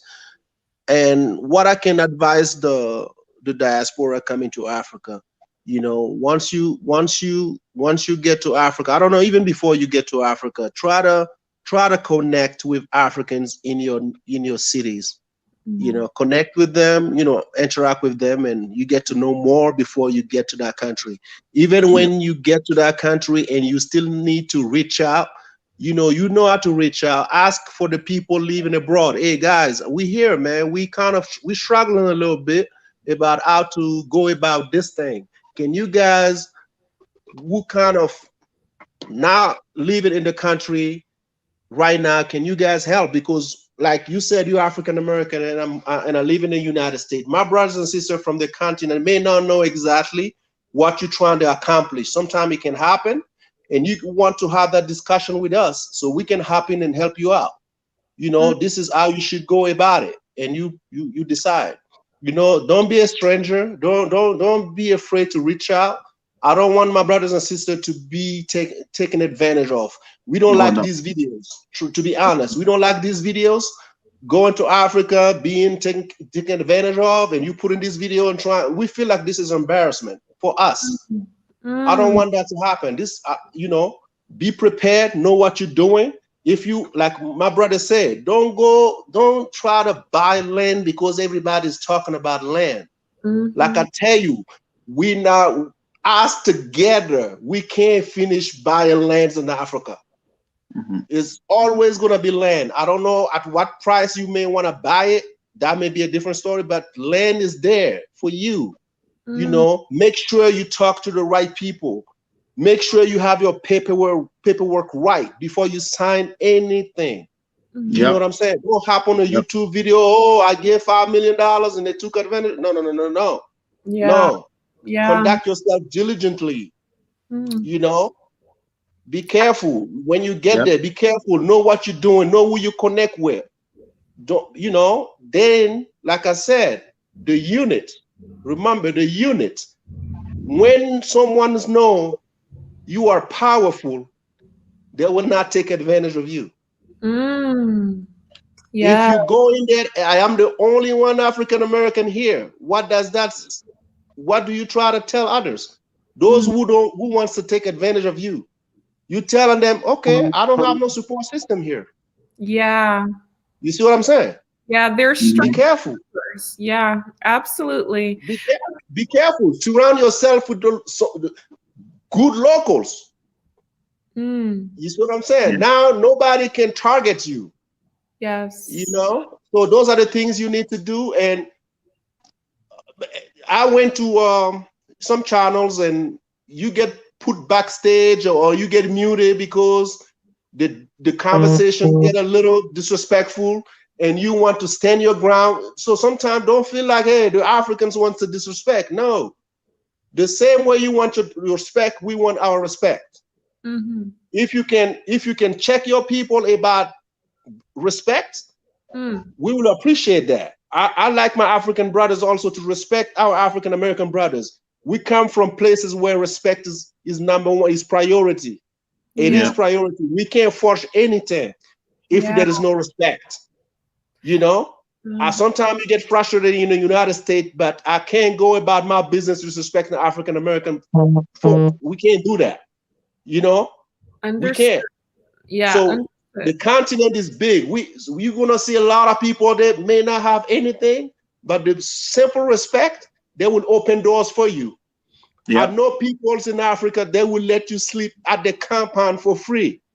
That's Feed right. you for free. That's right. Take you places for free, no money. Right. So we need to build those relationships. As far to our leaders, help us. I'm not saying fight for us. Help us. When we come on those channels talking about our leaders, you guys have a different system than we are. You have to understand, our leaders are different. Some of our leaders are very different. So when we come to our African American brothers, we talk about our leaders. Don't look at it, oh yeah, we're blaming our leaders. We know them. There are certain things we don't want to talk on YouTube. We know what they do to us. We know. James, now I'm Understood. I don't want to interrupt you, but we do have to wrap up. So do you mind kind of wrapping up in the next few seconds or so? Okay, okay, let's continue. Let's continue. That's what I have to say. Let's continue. Okay, definitely. Email me at the email on the channel so that we can set something up one-on-one, and then that way we can have dedicated time to go deeper into that. Does that sound good? Okay, thank you very much. Yeah, that sounds good. Thank you very much. I want to pass a message to Maximilian. Okay. Hey, Maximilian, I got a wife for you over there. So get at me. Oh, wait. So you know what? I should ask you all. I was thinking of doing like an African American matchmaking show. You should do that. Where I would bring on like singles across the diaspora on the show, and then see if they like each other on the show, like kind of like the date. Can I add something? Can I add something? Yeah. Yeah. Can I add something? Yeah. Do you know what the tribe used to do before? When some tribe used to fight before, you know how to broker a peace deal? You know what they do? The king sometimes they bring their daughter to the other tribe. That's the best way. So just basically bring the woman and say hi. Yeah. Yeah. Oh wow. Okay, that's okay. Okay, that's a topic for another day. We need to get into that because I want to get into that more. So James, you will contact me, right? Yes, I will. Okay, because I want to follow up with you and have a one-on-one. So thank you so much, James. I appreciate your time. You were so awesome. Have a wonderful day or night. Will, thank you as well. It was so wonderful chatting with you. Bye. Bye, guys. Goodbye. Thank you. Bye. Au revoir. Whew. Okay. All right. That is the end of our show. Wow. We are at 3 hours. Wow. We are really getting into the thick of things. Thank you all for being here with me. I appreciate you so much. That was such an awesome opportunity to learn. I feel like I learned so much. I was able to share a lot of information, and I hope you all feel the same way. I did promise you that I had a surprise at the end of the show, and that is I am going to announce the names of every single person who has sent either a super chat or a Cash App since this channel has been created. It's not like long, so you won't be here forever. But for the last show of January 2021, I just want to take some time to acknowledge each one of you personally because you mean so much to me. You are not just a number to me. You're not just a name on a screen. You are a human being. And so I want to take the last few minutes of this broadcast to acknowledge each of you. Now, we have our biggest contributor already on the screen, and that is Maximilian. He sent over another $4.99. Maximilian has contributed more super chats to this channel than anyone else. He is the VIP, or the big homie, as some people would call him, and he says, shout out to Atlanta Oil Inc. Max, please come on so that we can advertise your business. You more than deserve it. So Atlanta Oil Inc. Definitely check that out online, and Max will be bringing more info about his business in the future. Next up, we have Travi P. He says, awesome show today. Travi has also been an amazing support system for this channel. Not only is he moderating, but he has also sent over super chats just to keep things going. Travi P, I appreciate you as a person and as a man. Thank you so much. And now I am going to read the names. I have them on my phone of every person who has sent over either a super chat or a Cash App. So Maximilian, Travi P, Empowered Black Women, Chima Evans, Africa is the Future, Fitz Phillips, Joe Franco, Michelle Thomas, Miss D, Shinner 2000, Fanta K, Ebony Riley, Stan Brown, Dominic Laurel, The Happy Companion, Issa 2's Space, Family Life. And then for Cash Apps, I have Debbie, Michelle B, Harris, Alex, and Robin. To each of you, I appreciate you, I thank you, and I honor you. You let me know that you value what I do, and not only did you let me know, but you put action behind it. I appreciate you, I honor you, and you are welcome here anytime. All right, that is our show. Say goodnight to me. I'm going to go get something to eat because I am hungry. That was a 3-hour marathon and I enjoyed every moment of it. So go ahead and say goodnight to your DJ and we'll go ahead and close the chat out in about 1 minute. So you can just say goodnight to me, goodnight to the folks in the chat, and we will catch you on the next broadcast. And remember, new content usually comes every Saturday, so I can't wait to see you for the next show. All right, so let's see some comments. Someone says, fantastic show. Thank you so much. Someone says, DJ, you make Oprah look bad. Oh my gosh, Oprah is definitely up there for me. I'm trying to get there. So hopefully with time, I can continue to craft my skills because Oprah definitely set a very, very high bar.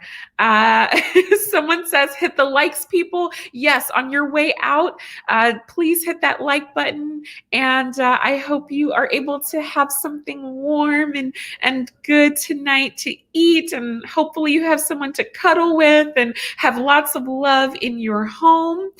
Someone says, good show, sis. Thank you. Another great broadcast. I'm seeing some clapping hands. Good night, all. Peace. Thank you. I love the way you talk. Good night. James says you can take Oprah's place. All right. So I am going to close out the chat. And I will see you on the next one. Bye.